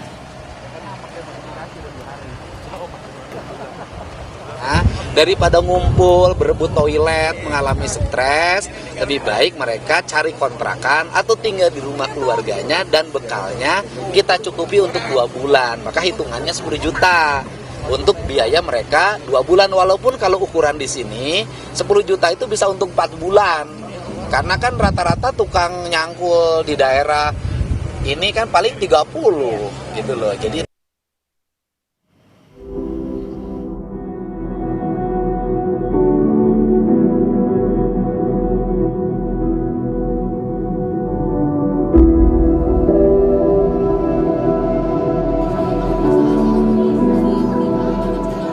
ratusan korban longsor di Cisarua, Bandung Barat masih bertahan di pengungsian. Tak ada lagi tempat untuk dituju usai rumah mereka hancur tertimbun material longsor yang terjadi Sabtu dini hari. Warga mengaku trauma kembali ke wilayah tempat tinggalnya. Di sisi lain, warga khawatir jika relokasi jauh dari ladang tempat mereka bertani dan beternak. Kalau bisa sih mau direlokasi kemana? Karena kan kalau direlokasi kemana gitu, nanti pencaharian dari mana? Kan semua di situ penghasilannya dari kebun, bertani gitu. Untuk relokasi sih, kalau bisa mah nggak direlokasi. Tapi takut juga kalau tinggal di situ gitu. Relokasinya mungkin di tempat yang aman, tapi juga bisa ada mata pencaharian. Iya, ya? Kalau gitu mungkin itu harapannya. Kalau Pemkab Bandung Barat tengah melakukan pemetaan kawasan yang nantinya dijadikan hunian warga. Untuk relokasi masih menunggu kajian Badan Geologi. Sementara lokasi longsor nantinya akan dialihfungsikan menjadi hutan. Untuk dikembalikan di situ, itu sudah kesepakatan dan kemarin arahan dari Pak Gubernur juga itu ke depannya mau dijadikan sebagai hutan ya. Ya, tidak boleh dipakai lagi untuk perumahan ya, tidak boleh. Karena itu sudah ya sangat membahayakan kalau dibuatkan di situ lagi. Kita mencari lokasi yang tadi kalau kata geologi sekitar Kecamatan Cisarua ini ya pasti Langu. Iya di sekitar sini. Longsor menerjang Pasir Langu Cisarua Bandung Barat Sabtu dini hari. Peneliti geologi sekaligus dosen teknik geologi ITB Ahmad Sadisun menyebut, longsor akibat adanya penyumbatan aliran air dan curah hujan yang tinggi menyebabkan jebolnya penyumbatan di lereng gunung. Pada saat itu kan hujan cukup deras ya, hujan cukup atau dikatakan bisa ekstrim karena nilai curah hujannya di atas 200 mili, bahkan lebih gitu ya. Klasifikasi BMKG itu 150 mili ke atas saja sudah ekstrim. Nah disitulah yang menarik ya, sehingga ada sumbatan dari aliran air yang ada, kemungkinan besar seperti itu ya yang saya analisis saat ini ya, ditambah oleh curah hujan yang ekstrim saat itu ya, terjadi jebolah sumbatan itu dan aliran besar, yaitu menuju bagian sisi tentunya mengikuti jalur sungai existing yang ada. Saat ini, ratusan korban longsor di Cisarua memilih bertahan di pengungsian. Warga tak berani untuk kembali ke rumah, khawatir longsor susulan kembali terjadi. Tim Liputan, Kompas TV. Informasi terkini terkait evakuasi hari ke-5 korban longsor Cisarua di Bandung Barat. Kita terhubung dengan jurnalis Kompas TV Niko Anggriawan dan juru kamera Bimo Wicaksana. Niko, selamat pagi. Rencana pencarian dan evakuasi korban hari ini seperti apa, Niko? Mengingat situasi pagi ini berkabut di sana. Ya, tadi baru saja digelar apel yang dilakukan oleh tim SAR gabungan. Intinya meskipun hujan dengan intensitas ringan hingga sedang yang mengguyur Kecamatan Cisarua, Kabupaten Bandung Barat ini sudah berlangsung sejak pagi tadi, Okta dan juga saudara, tentunya tim SAR gabungan ini tetap mengutamakan keamanan yang nantinya akan memberikan kelancaran untuk mencari para korban yang saat ini masih tertimbun material longsor. Dan saya akan menunjukkan kepada Anda jumlah personil dan juga jumlah korban yang telah diangkut oleh tim SAR dari lokasi longsoran. Ini jumlah korban yang terdampak ini ada sekitar 158 jiwa. Data ini diupdate pada Rabu 28 Januari 2026 atau hari ini sekitar pukul 7 waktu Indonesia Barat. Kemudian jumlah orang yang selamat ini ada 78 jiwa. Kemudian ada jumlah kantong jenazah atau body pack yang sudah diangkut oleh tim SAR gabungan dari titik longsoran. Ini ada jumlahnya ada 48 kantong jenazah. Tentunya setelah dilakukan pengangkatan kantong jenazah dari lokasi pencarian, nantinya kantong jenazah tersebut akan langsung dibawa oleh ambulans menuju ke posko DVI yang ada di Puskesmas Desa Pasir Langu, Kecamatan Cisarua, Kabupaten Bandung Barat. Dan kemudian kendaraan SAR yang digunakan, kemudian ada unit-unit yang digunakan untuk mencari korban yang tertimbun material longsornya. Ada helikopter 5 unit, kemudian ada pesawat yang fixed wing ini 1 unit, ada drone yang digunakan 9 unit.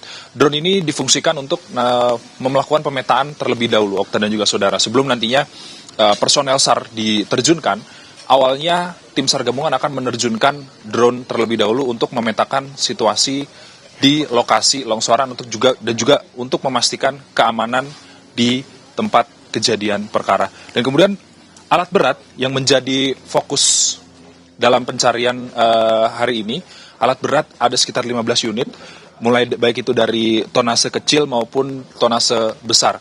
Tadi kami sempat memantau ada sekitar 2 unit ekskavator berukuran besar yang saat ini sudah masuk ke dalam lokasi pencarian untuk melakukan evakuasi.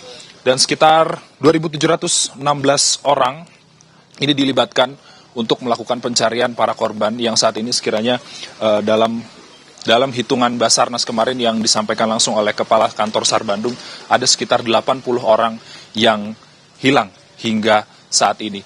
Pencarian masih terus berlangsung, Okta dan juga saudara. Meskipun kabut dengan jarak pandang kurang lebih 50 meter, ini tidak menyurutkan semangat daripada petugas search and rescue yang saat ini sudah mulai memasuki tempat untuk mencari para korban. Ada beberapa sektor yang diutamakan, ada 5 sektor saat ini, baik itu A1, A2, kemudian ada B1, ada B2, kemudian ada A3, yang ini tempat-tempat tersebut merupakan yang diduga menjadi tempat permukiman padat dan berpotensi ditemukan banyak korban jiwa yang tertimbun material longsor di lokasi tersebut. Untuk sementara demikian, Okta, kembali ke studio. Ada 5 sektor tempat pencarian, cuaca masih tidak menentu, tapi tentunya tetap mengutamakan keamanan. Lantas, Niko, sudah adakah informasi terbaru soal berapa jumlah korban yang sudah dievakuasi dan juga sudah teridentifikasi, Niko?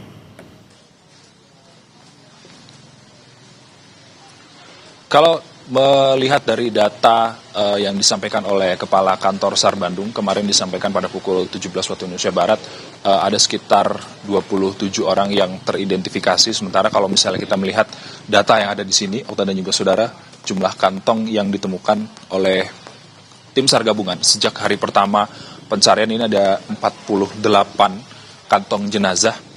Dan kalau kemarin di hari keempat, ini ada sekitar 8 kantong jenazah yang ditemukan di tempat kejadian perkara. Dan kemudian di sektor A1 dan A2 ini menjadi fokus tim SAR gabungan untuk mencari korban karena di tempat tersebut merupakan permukiman padat yang nantinya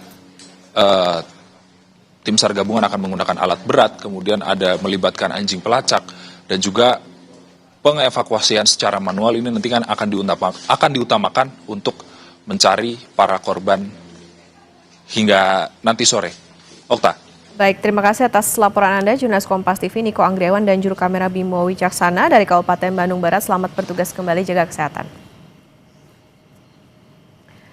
Di sidang kasus korupsi tata kelola minyak mentah Pertamina, mantan Komisaris Utama Pertamina Basuki Cahayapurnama atau Ahok bilang tidak ada BBM oplosan, melainkan blending yang lazim dilakukan. Informasinya usai jeda, saudara.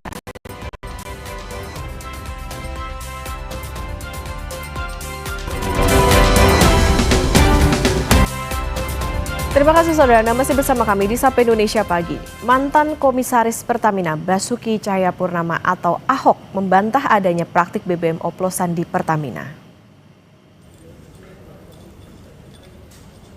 Hal ini Ahok sampaikan usai memberikan keterangan usai persidangan dalam perkara dugaan korupsi tata kelola minyak mentah di Pengadilan Tipikor Jakarta Selasa kemarin.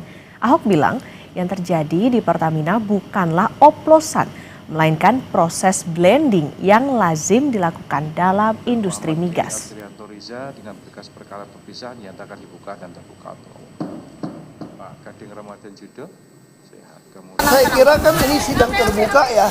Apa yang saya sampaikan di sidang terbuka boleh saudara-saudari kutip, itu aja. Nggak usah ngomong lagi ya. Ada oplosan nggak Pak ternyata? Kan terbukti nggak ada oplosan kan, blending kan. tahu, saya nggak tahu cara jaksa menghitung sampai 200-an triliun misalnya gitu ya. Mungkin nggak tahu Pak itu. Saya juga nggak tahu dari mana bisa keluar angka seperti itu, saya nggak tahu. Tapi mungkin nggak sepengalaman Bapak secara gitu Pak. Informasi berikutnya, Saudara, puncak arus mudik Lebaran 2026 diprediksi bakal terjadi pada 22 Maret 2026. Dirut Jasa Marga bilang lebih dari 3 juta kendaraan akan melintasi tol milik Jasa Marga. Hal ini disampaikan dalam diskusi publik Mudik Outlook 2026 yang digelar di Menara Kompas. Selain jumlah kendaraan yang meningkat, antisipasi puncak arus mudik Lebaran tahun ini, Jasa Marga juga akan membuka 4 ruas jalan tol secara fungsional.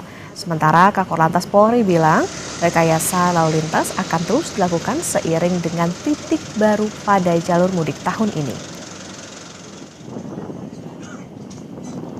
Satu arah nasional ini dari Cipali hingga Kali Kangkung, waktu itu disebut-sebut mempercepat pemudik bisa sampai tujuan. Nah, untuk tahun ini gimana Pak? Apakah ada sesuatu yang baru?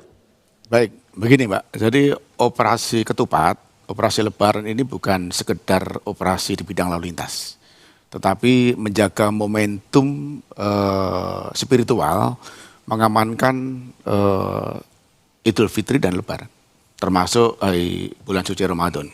Oleh sebab itu, skenario daripada pengamanan itu baik di penyeberangan, di terminal, di bandara, di tol, dan di arteri, tentunya manajemen rekayasa lalu lintasnya berbeda.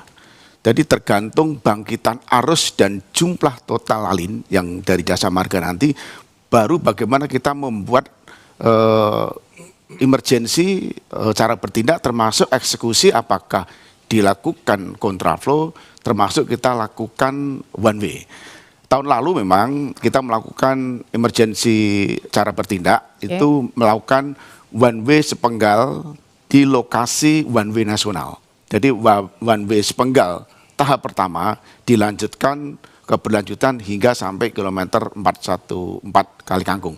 Ini juga akan kita evaluasi terus, karena ketika kita bicara mengeksekusi kontraflow dan one way itu ada parameter-parameter yang tentunya kami koordinasi dengan Jasa Marga, sehingga hitungan-hitungan itulah menjadi putusan. Akan kita lakukan kontraflow 1 lajur, akan kita lakukan kontraflow 2 lajur, dan akan kita buka ujungnya di kilometer 70 sampai kilometer 188 untuk melancarkan arus yang menuju ke Trans Jawa, termasuk juga nanti yang ke luar Jawa ya, ke Bandung termasuk ke Sumatera. Jadi skenario itu sudah kita persiapkan langkah-langkah daripada jumlah total lalin yang ada di parameter baik di jalan tol termasuk jalan arteri. Supaya bisa lancar ya Pak ya. Oke, kalau dari Jasa Marga sendiri kan ada ruas tol Yogyakarta Bawen ya Pak Rifan, seksi 6 begitu. Nah, dan juga Prambanan Purwotani di tol Solo Yogyakarta. Bisa dipakai nggak Pak untuk arus mudik kali ini? Iya, Jasa Marga akan menyiapkan ada 4 ruas tol baru yang akan disiapkan untuk fungsional. Yang pertama, yang paling ditunggu adalah Japek 2 Selatan. Jadi ini akan memotong dari Jakarta Cikampek yang sekarang ada. Jakarta Cikampek ini kemudian dari Sadang akan langsung ke sampai dengan Setu, dan Setu menuju kembali melalui Jor 2. Tentu ini sangat membantu pada saat arus balik dari arah Bandung. Sementara dari Solo ke Jogja, ini ada ruas baru yang dulu masih diingat bahwa tahun lalu kita menggunakan ruas sampai dengan Prambanan. Sekarang tidak cukup. Ini Prambanan ini menuju Kalasan atau disebut dengan Purwomartani. Ini panjangnya sekitar hampir 12 km, tetapi cukup memangkas. Pada saat keluar dari Prambanan, biasanya trafiknya agak padat. Dan yang ketiga, ini yang ditunggu, ya, walaupun nanti ditunggunya ini adalah harus juga didukung oleh persiapan di ASDP, yaitu dari Probolinggo Besuki. Oh, okay. Nah ini 50 km, karena sebelumnya ini cukup memakan waktu lama, sehingga dari Surabaya, Pasuruan, Probolinggo, langsung ke Besuki, tinggal 120 km sampai dengan Ketapang nanti. Dan mendukung juga terhadap ruas Jogja Bawen itu adalah dari Bawen sampai dengan Ambarawa. Ini juga sama. Bawen, Ambarawa ini adalah daerah yang sangat padat, kemudian memangkas waktu cukup singkat, dan 4 inilah kami siapkan untuk dipastikan bisa fungsional, dan sekarang sudah mencapai sekitar 90-95%, bahkan sebagian yang sudah 98%. Kita pastikan bahwa di awal Maret ini selesai dan bisa digunakan. Bisa digunakan 4 ruas tol itu ya. Iya. Tapi pertanyaannya yang mungkin saya juga tanyakan yang paling seneng nih, gratis atau udah bayar tuh Pak? Untuk fungsional gratis. Oh gratis, oke. Berarti selama mudik Lebaran itu gratis ya Pak? Gratis. Nah, 4 nanti ruas fungsional ini. biasa kita akan ambil bersama dengan Korlantas adalah rekayasa lalu lintasnya. Apakah digunakan full untuk bolak-balik atau digunakan untuk satu arah? Karena begitu ada satu ruas baru, biasanya euforianya masuk ke sana semua, sehingga dampaknya akan stuck di pintu keluar. Nah, ini perlu rekayasa lalu lintas yang baik. Saudara, layanan ride hailing ojek online menjadi salah satu kebutuhan sehari-hari yang tak terhindarkan. Salah satunya perusahaan teknologi penyedia ride hailing PT Goto Gojek Tokopedia Tbk meluncurkan inisiatif program Bakti untuk Negeri yang terdiri dari 4 komponen nyata untuk meningkatkan kesejahteraan mitra pengemudi. Jutaan mitra pengemudi ojek online yang menguntungkan hidup di jalanan kini telah menjadi pilar utama penggerak roda ekonomi digital Indonesia. Tak heran jika aspek kesejahteraan mereka kini menjadi perhatian serius, baik bagi regulator maupun pihak perusahaan. Sebagai perusahaan yang lahir dan tumbuh di Indonesia, PT Goto Gojek Tokopedia Tbk selalu berkontribusi nyata dalam menjaga kesejahteraan mitra driver dan keluarganya. Komitmen nyata perusahaan dengan ekosistem digital terbesar di Indonesia ini tertuang dalam program Bakti Goto untuk Negeri yang diluncurkan pada Selasa 27 Januari. Nah, program Bakti Goto untuk Negeri adalah kelanjutan program yang bisa meningkatkan kesejahteraan buat para driver. Ini juga sejalan dengan arahan pemerintah untuk selalu meningkatkan pendapatan dan juga kesejahteraan driver. Pada saat ini, program Bakti Goto untuk Negeri ada 4 pilar. Jadi 4 hal ini adalah 4 pilar, yang bukti nyata PT Goto hadir untuk meningkatkan kesejahteraan para driver. Terima kasih. Langkah strategis ini pun mendapat apresiasi tinggi dari pemerintah. Inisiatif yang tertuang dalam 4 dukungan nyata dari pemberian BPJS Kesehatan dan Ketenagakerjaan secara gratis hingga bonus hari raya diharapkan meningkatkan perlindungan dan kesejahteraan bagi pekerja. Pemerintah berharap kolaborasi seperti ini dapat menjadi terobosan dan contoh bagi industri lainnya dalam membangun sistem jaminan sosial yang berkelanjutan. Sehat itu jauh lebih murah, jauh lebih produktif daripada sakit. Jadi saya senang bisa dapat BPJS Kesehatan. Tapi saya lebih senang lagi kalau BPJS Kesehatannya tidak dipakai ke rumah sakit. BPJS Kesehatannya dipakai untuk tetap sehat. Gitu ya. Jadi dan kami sudah lama ya Pak Haris itu ya kita melindungi mitra-mitra dari Goto itu, terutama dalam mitra driver itu terkait dengan risiko-risiko di jalan ya, karena memang dari kami program BPJS Ketenagakerjaan itu adalah ada 2 program yang saat ini kita berikan perlindungan kepada mitra Goto, yaitu jaminan kecelakaan kerja dan jaminan kematian. Dan teman-teman untuk memberikan dengan jaminan kesehatan dan ketenagakerjaan yang terlindungi, para mitra driver diharapkan dapat mencari nafkah dengan lebih tenang, aman, dan sejahtera. Serta melalui dukungan yang konsisten dan berkelanjutan, Goto berupaya untuk membuka lebih banyak peluang untuk masa depan keluarga Indonesia. Tim Liputan, Kompas TV. Bapak Ibu dan teman-teman mohon untuk tetap berdiri, dikarenakan kita akan menyanyikan bersama. Informasi menarik lainnya masih akan kami hadirkan usai jeda, saudara, jadi tetaplah bersama kami.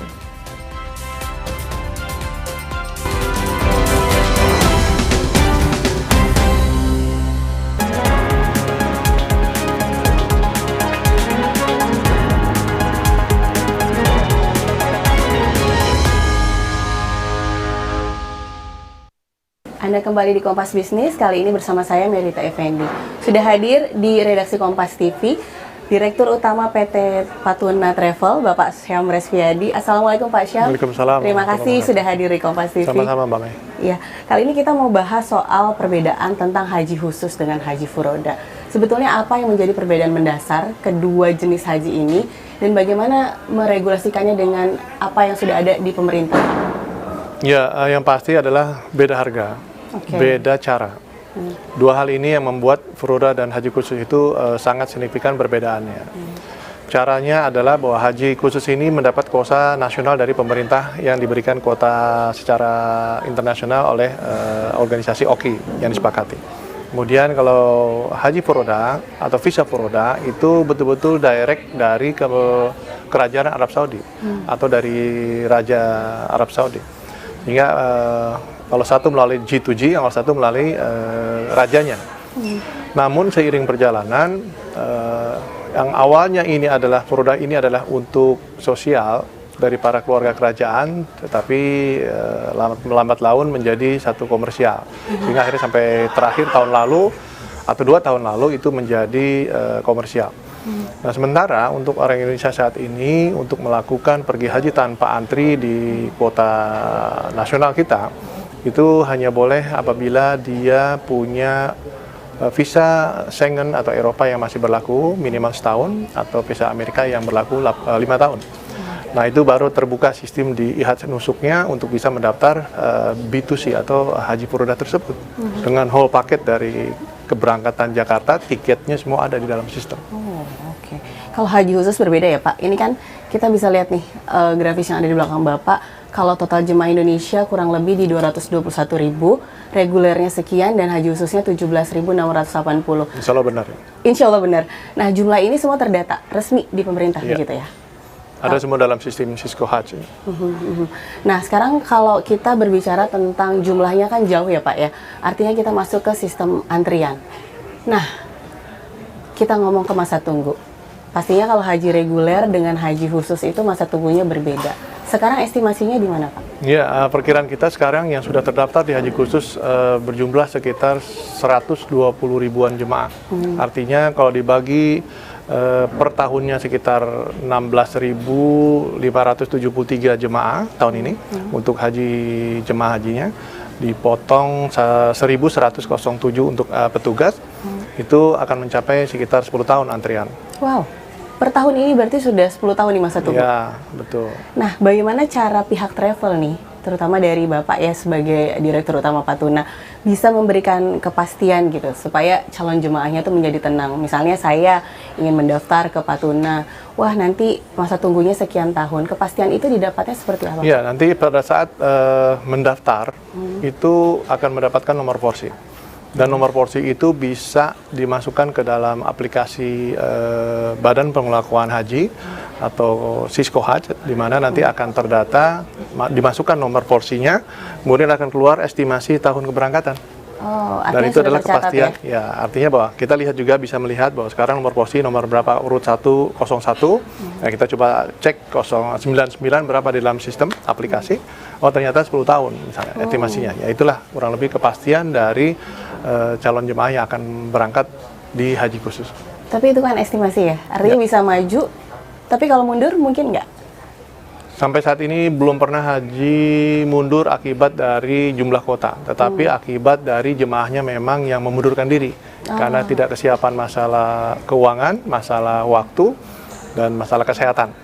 Ketiga hal itu yang membuat jemaah mundur panjang. Tapi di dalam undang-undang sekarang kita dibatasi, tidak boleh mundur itu selama lebih dari 2 tahun. Apabila lebih dari 2 tahun, di tahun ketiga dia akan dikeluarkan dulu dalam sistem Cisco Haji, namun tetap diberikan kesempatan mau ikut atau tidak di tahun berjalan sampai tahun kelima. Apabila tahun kelima tidak ada kepastian, dia akan dikeluarkan dari sistem Cisco Haji secara total. Dikeluarkan artinya kalau dia mau mendaftar lagi, mengulang lagi dari awal. Betul. Wow, luar biasa. Kalau kita lihat masa tunggu, bahkan kalau untuk haji khusus saja sudah mencapai 10 tahun, tadi Bapak bilang, ada istilah mempercepat waktu nih, janji cepat berangkat. Bagaimana Patuna melihat hal ini? Tidak ada kepastian untuk percepatan pemberangkatan, itu tergantung dari kondisi ekonomi dan sistem antrian kuota itu di tahun berjalan. Contohnya di tahun ini, ternyata akibat dari pandemi COVID 2020-2021 itu berdampaknya masih sampai saat ini. Walaupun Menteri Keuangan kita sudah bisa meningkatkan indeks harga saham kita, tapi dari segi mata uang sepertinya belum. Sehingga daya beli masih belum kuat. Bahkan masih melebar sampai ke tingkatan menengah ke atas. Daya beli itu turun, sehingga kalau di Patuna itu kami punya paket ada 5 atau 6 program. Dari program yang paling mahal, mereka turun sampai program yang paling murah. Nah itu mengakibatkan kaget juga kita. Dulu kita berjualan itu paketnya piramidnya begini, Mbak.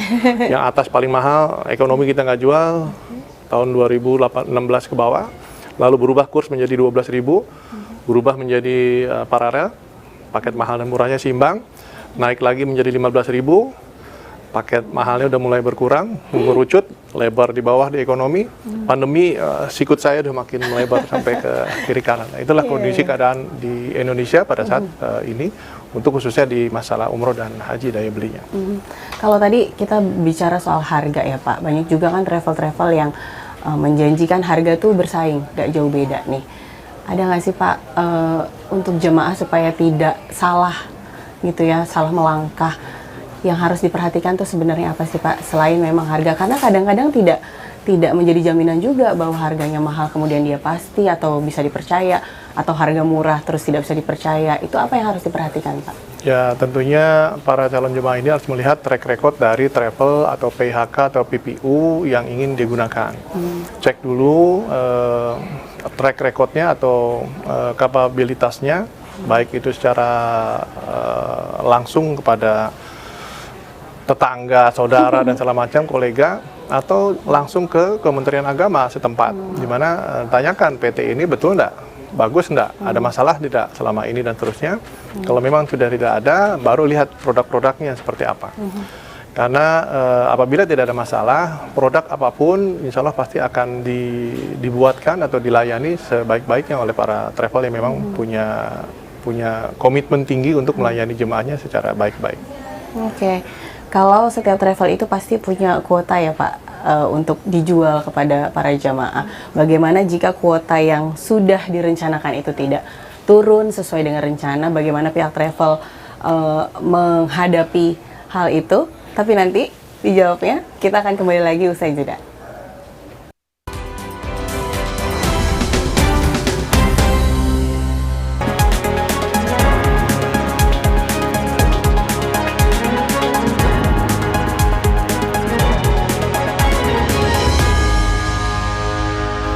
Kami masih bersama dengan Direktur Utama PT Patuna Travel, Pak Syam Resviadi. Kita lanjutkan pertanyaan tadi, Pak. Jika kuota yang direncanakan tidak turun sesuai dengan rencana, apa opsi yang ditawarkan? Ya, pada dasarnya kuota itu saat ini bukan hak travel atau hak PIHK. Itu betul-betul dilepas ke pasar. Artinya siapa masyarakat calon mau pergi haji percaya sama sebuah travel, semakin banyak kepercayaan, semakin banyak mendaftar kepada sebuah travel, dia akan semakin banyak jumlah kuota yang akan diberangkatkan. Bukan karena dijatah 1.000 per travel, 500 per travel, 100 per travel. Itu pernah terjadi di tahun 2027 ke bawah. Di mana memang kita masih berebut kuota yang disiapkan untuk haji khusus, itu direbutkan oleh sekian banyak travel. Siapa duluan masuk dalam sistem entry Siskohat, dialah yang terbanyak. Nah, tetapi sekarang sudah tidak, karena antrian seperti Kementerian Haji reguler, sehingga bukan lagi dibatasi, tapi siapa yang dapat kepercayaan lebih banyak dari masyarakat. Kita masuk ke kepercayaan. Artinya setiap travel pastikan memberikan fasilitas, kemudian janji akomodasi, transportasi, dan berbagai kemudahan gitu ya kepada para jemaah. Di Patuna, soal fasilitas, soal akomodasi, transportasi, ada penetapan khusus nggak Pak? Ya, terus terang saya secara pribadi sejak ayah saya mempercayai saya adalah orang yang membuat produk di Patuna Travel ini. Sehingga setiap produk yang akan kita buat itu saya harus rasakan feel-nya seperti apa, atmosfernya seperti apa, baik itu di pesawat, hotel, bis, tenda dan segala macam yang akan menjadi fasilitas yang akan diberikan kepada paket tersebut. Jemaah. Nah, setelah kita rasakan bagaimana, baru kita pisah-pisah. Oh, ini cocoknya paket yang ini cocoknya paket yang ini paket yang paling mahal, menengah, bawah dan seterusnya. Tapi kami tidak main di kelas bawah banget, karena nggak kuat saya melayaninya dengan segala macam konsekuensi yang harus dilayani. Nah, akhirnya kami melayani adalah menengah bawah sampai dengan menengah atas. Kami tidak atas banget juga. Kami main di range yang tengah-tengah. Semuanya memiliki standar masing-masing gitu ya Pak ya, betul. Sesuai dengan paket yang ditawarkan. Sekarang kita berbicara soal ada pembimbing ibadah, dan ini juga menyangkut trust atau kepercayaan masyarakat. Nah, sejauh mana Pak Tuna itu menyiapkan para pembimbingnya untuk bisa mengakomodir kebutuhan para jemaah selama di Tanah Suci? Terus terang ini jadi satu kesulitan juga saya secara pribadi untuk menjelaskannya, karena pernah saya coba, kita coba menggunakan seorang tokoh pembimbing ibadah untuk dijadikan ikon Patuna, tapi justru gagal karena ternyata di Patuna memang sebelumnya adalah tidak menonjolkan siapa tokohnya, tapi adalah kepercayaan itu sendiri dengan branding nama Patunanya, dengan services Patuna yang berikan, sehingga siapapun pembimbing ibadahnya tidak akan mengurangi pelayanan dalam melayani sesuai dengan paket-paket yang sudah dipilih oleh jemaah itu sendiri gitu. Baik itu ikon artis atau public figure atau ulama, nggak pernah kita bisa berhasil merekrut mereka.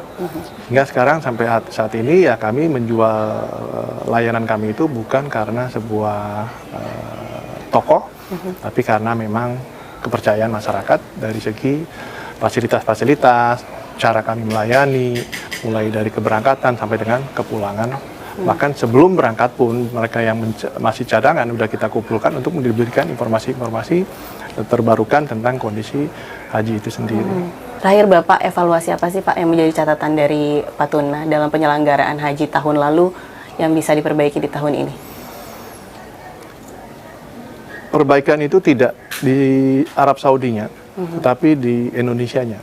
Karena ada perubahan dari nomenklatur Kementerian Agama menjadi Kementerian Haji, di mana hampir buang waktu kita dengan perantara adanya BPH. Tidak serta-merta pada saat Pak Presiden Prabowo dilantik menyusun kabinet, memecah antara Menteri Agama dan Menteri Haji, yang isunya sudah kita dengar, tapi justru kok menjadi Badan Penyelenggara Haji. Mengakibatkan Badan Penyelenggara Haji ini tidak serta-merta diterima oleh Kementerian Haji Arab Saudi yang dianggap G2G atau selevel dengan mereka. Sehingga akhirnya pada saat Kepala Badan dan Wakil Badan ini berkunjung ke Arab Saudi, selalu yang menerima adalah Wakil Menteri Haji Arab Saudi.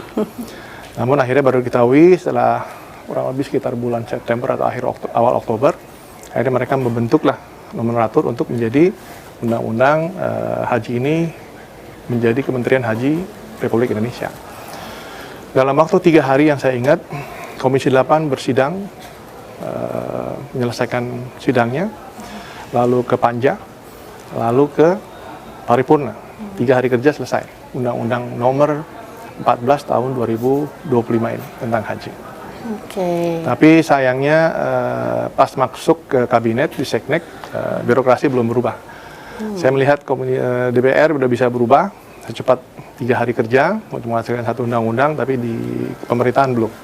Sehingga menunggu sampai 1,5 bulan sebuah kepres yang akhirnya dilanjutkan dengan keputusan peraturan Menteri Haji, lalu kemudian keputusan Menteri Haji di pertengahan November, yang akhirnya bisa melantik pejabat-pejabat di eselon 1 sampai eselon 4 di Kementerian Haji, yang awalnya belum ada petugasnya, masih merangkap menjadi seorang pegawai Badan Penyelenggara Haji. Nah, dari situlah baru proses pekerjaan baik haji reguler maupun haji khusus berjalan, sehingga waktunya sudah kita anggap waktu terlalu mepet dengan timeline yang ada di Kementerian Haji Arab Saudi. Bahkan kita sudah melewati satu timeline, yaitu pendaftaran tiket penerbangan tanggal 4 Desember yang lalu. Dan sudah kita kirimkan penerbangan-penerbangan, bahkan airline juga sudah dimintakan, dicocokkan antara permintaan dari travel maupun dari negara ataupun airline dari negara yang bersangkutan. Betul nggak seimbang nggak. Mereka ingin tahu, mereka ingin mapping tanggal berapa yang fix, tanggal berapa yang memang terlalu crowded keberangkatan, kedatangan dan terusnya, sehingga mereka akan sebar apakah dengan menggunakan airport baru ataukah dipecah landing permit maupun take off permitnya.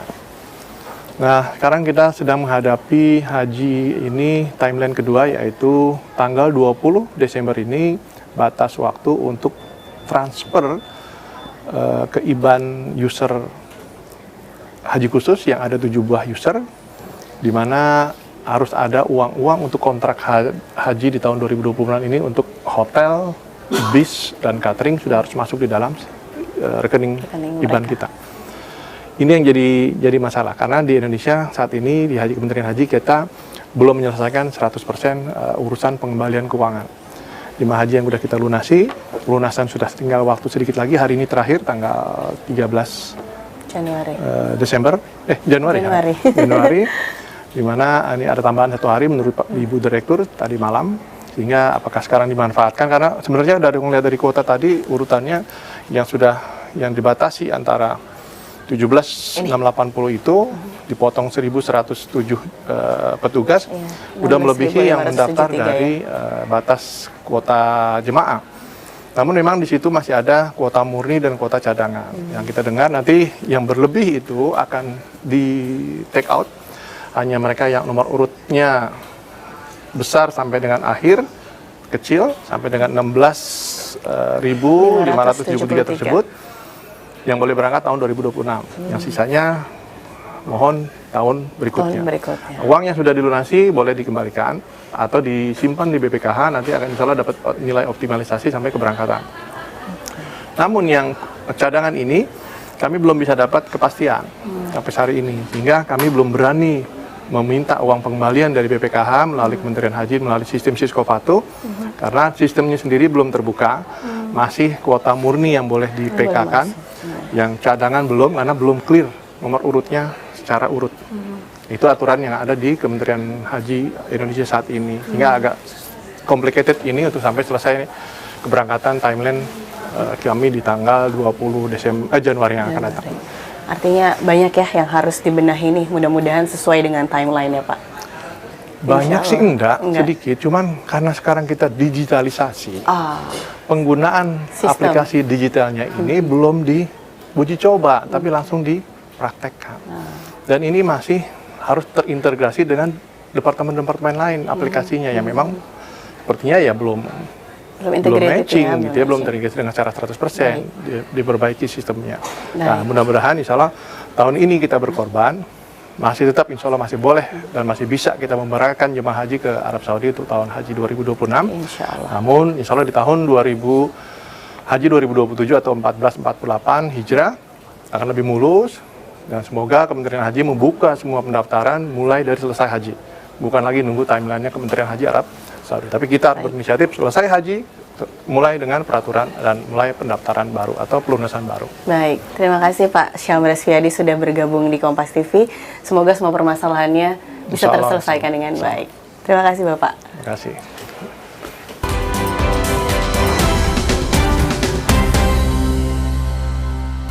Terima kasih Anda masih bersama kami dalam Sapa Indonesia Pagi. Saudara, seorang pegawai Bank BUMN tewas usai jadi korban jambret di Pekanbaru Riau. Korban terjatuh dan tertabrak kendaraan lain saat mempertahankan tas yang dijambret. Aksi penjambretan di Pekanbaru Riau membuat seorang pegawai Bank BUMN tewas. Usai sepeda motor yang ia kendarai terjatuh dan ditabrak kendaraan lain saat mempertahankan tas miliknya dari penjambret. Warga yang berada di lokasi langsung mengevakuasi korban dan menangkap kedua pelaku yang merupakan pasangan kekasih. Sepeda motor yang digunakan pelaku hangus dibakar warga. Dari pemeriksaan polisi, salah satu pelaku merupakan residivis dari kasus yang sama. Ini kami masih mendalami ya terhadap pelaku sepasang kekasih, yang masih proses ya untuk diambil keterangan dan kami amankan, dan proses lanjut kami kenakan pasal 479 dengan ancaman dengan 5 tahun. Pelaku kita ambil keterangan sementara sudah 2 kali, yang sebelumnya di tahun sebelumnya sudah diproses juga, dan sudah keluar, dan ini yang kedua. Saat ini, satu orang pelaku tengah menjalani perawatan di rumah sakit, sedangkan pelaku lainnya tengah menjalani pemeriksaan di Polsek Bukit Raya, Pekanbaru, Riau. Citra Indriani, Kompas TV, Pekanbaru, Riau. Saudara, Kapolresta Sleman mengungkap alasan penetapan tersangka yang kala itu membela istrinya dari kawanan penjamret. Tersangka menabrak penjamret. Sementara itu, Saudara, Komisi 3 DPR akan memanggil Kapolresta Sleman soal kasus ini. Penetapan tersangka kasus tewasnya 2 jamret di Sleman, Yogyakarta terus menjadi sorotan. Kapolres Sleman bilang alasan penetapan tersangka yang kala itu membela istrinya dari kawanan penjamret karena tersangka terbukti menabrak sepeda motor yang dikendarai kedua pelaku jamret hingga menyebabkan kecelakaan lalu lintas. Selain barang bukti rekaman kamera pengawas, penyelidikan atas kasus itu pun dilakukan selama 5 bulan sebelum Hogi ditetapkan sebagai tersangka pada September 2025. Itu persepsi dari orang, ya itu silahkan menyampaikan seperti apa. Tapi faktanya kita, penyidik-penyidik kita sudah mengumpulkan bukti-bukti dan saksi-saksi termasuk rekaman CCTV pada saat bersenggolan dan pada saat menabrak dari belakang. Sebelumnya, mediasi digelar di Kejaksaan Negeri Sleman, Yogyakarta dengan menghadirkan keluarga korban dan keluarga pelaku jamret secara daring. Dalam mediasi ini, kedua pihak sepakat menyelesaikan masalah dengan restoratif justice, tetapi syarat damai akan dibahas pada mediasi kedua. Makanya ini tadi semua sudah hadir dan akhirnya secara langsung sudah ada saling memaafkan, saling memberi maaf, saling meminta maaf, sudah dilaksanakan. Dan tinggal nanti proses selanjutnya bentuk perdamaiannya. Mudah-mudahan 2-3 hari ke depan ini sudah ada kesepakatan keputusannya. Sementara proses restoratif justice tengah berlangsung, kuasa hukum Hogi tersangka jamret, Teguh Sri Harjo bilang, belum tentu status tersangka Hogi dicabut dalam kasus ini. Teguh bilang akan tetap mengawal kasus ini hingga kasus dihentikan. Agenda Senin kemarin itu memang Kejaksaan Negeri Sleman berinisiasi, kemudian juga memfasilitasi untuk melakukan restoratif justice untuk para pihak ini. Tapi dalam perjalanannya, karena memang ada keterbatasan waktu, terutama dari pihak penasihat hukum dari Palembang maupun Pagar Alam yang ada acara lain, kemudian restoratif justice itu belum selesai, jadi kita masih ada jilid 2-nya untuk melanjutkan dari agenda yang Senin kemarin sudah dilakukan. Begitu, jadi belum selesai. Nantinya sudah ada pembahasan bahwa setelah setuju dengan adanya restoratif justice, status dari Pak Hogi ini masih tersangka atau polisi sudah menerbitkan SP3? Ya, kalau nanti katakanlah SJ atau restoratif justice ini sudah bisa dilakukan atau selesai, otomatis nanti kan perkara selesai juga. Begitu.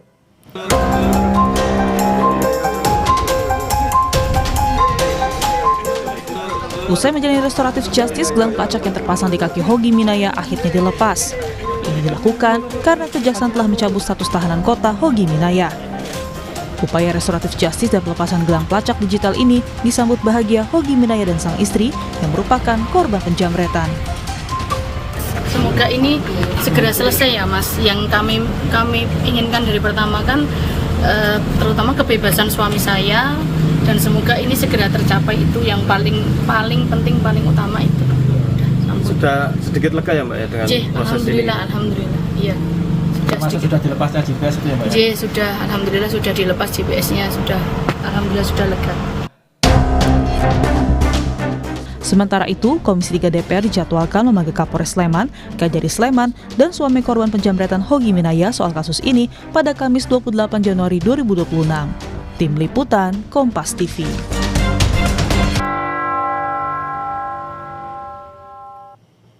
Kita beralih ke informasi lain, Saudara. Seorang pedagang es gabus dianiaya oleh aparat, dituduh menggunakan bahan berbahaya. Korban, Saudara, mengalami memar di bagian wajah dan juga bahu. Es kue jadul Semenjak video dirinya viral diintimidasi aparat karena dituduh menjual es gabus menggunakan bahan berbahaya, Sudrajat mengaku belum kembali berjualan karena masih trauma. Ia berencana akan beralih usaha dengan menjual gorengan di sekitar rumahnya. Namun masih terkendala peralatan. Sudrajat dituduh menjual es gabus menggunakan bahan berbahaya. Namun hasil pemeriksaan tim keamanan pangan dari Dokpol Polda Metro Jaya menyatakan es gabus yang dijual Sudrajat aman untuk dikonsumsi. Es kue jadul yang dulu kita pernah makan, nah sekarang harap hati-hati bagi orang tua ya Pak ya. Dan usai video penganiayaannya viral, pedagang es gabus banjir bantuan. Selain bantuan bahan kebutuhan pokok, ia juga menerima ada 1 unit sepeda motor dan modal usaha dari Kapolres Depok.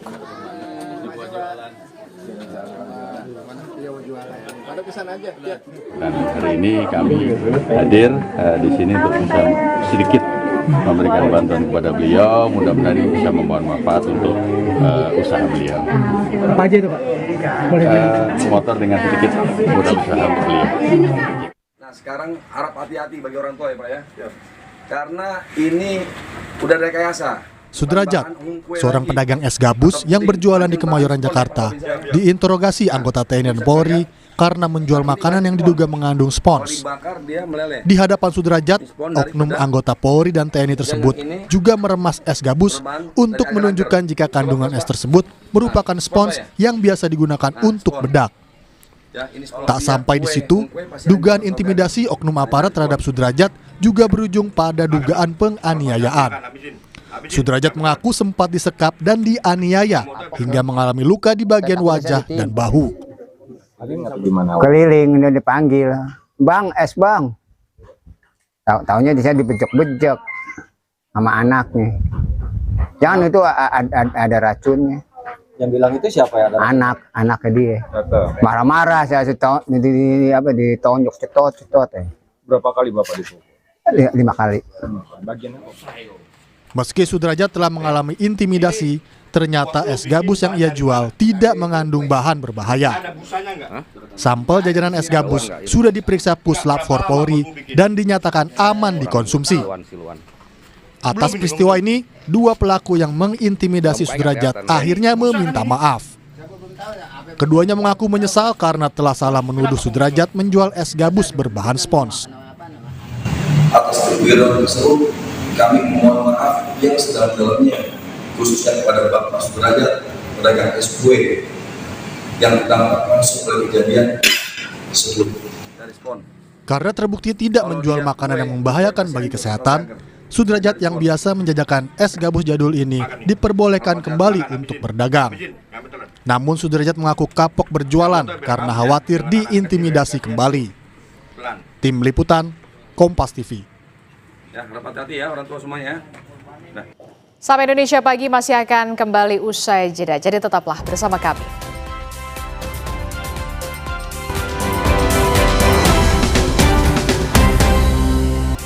Saudara jangan lupa 4 hari lagi mulai 1 Februari Kompas TV ini pindah channel. Nah, 1 langkah lebih dekat, 1 langkah makin terpercaya. Dapatkan selalu berita dan informasi ter-up-to-date Kompas TV di televisi Anda di channel 11 pada perangkat TV digital atau set-top box. Nah, informasi tadi jadi penutup jumpa kita di Sapa Indonesia Pagi hari ini.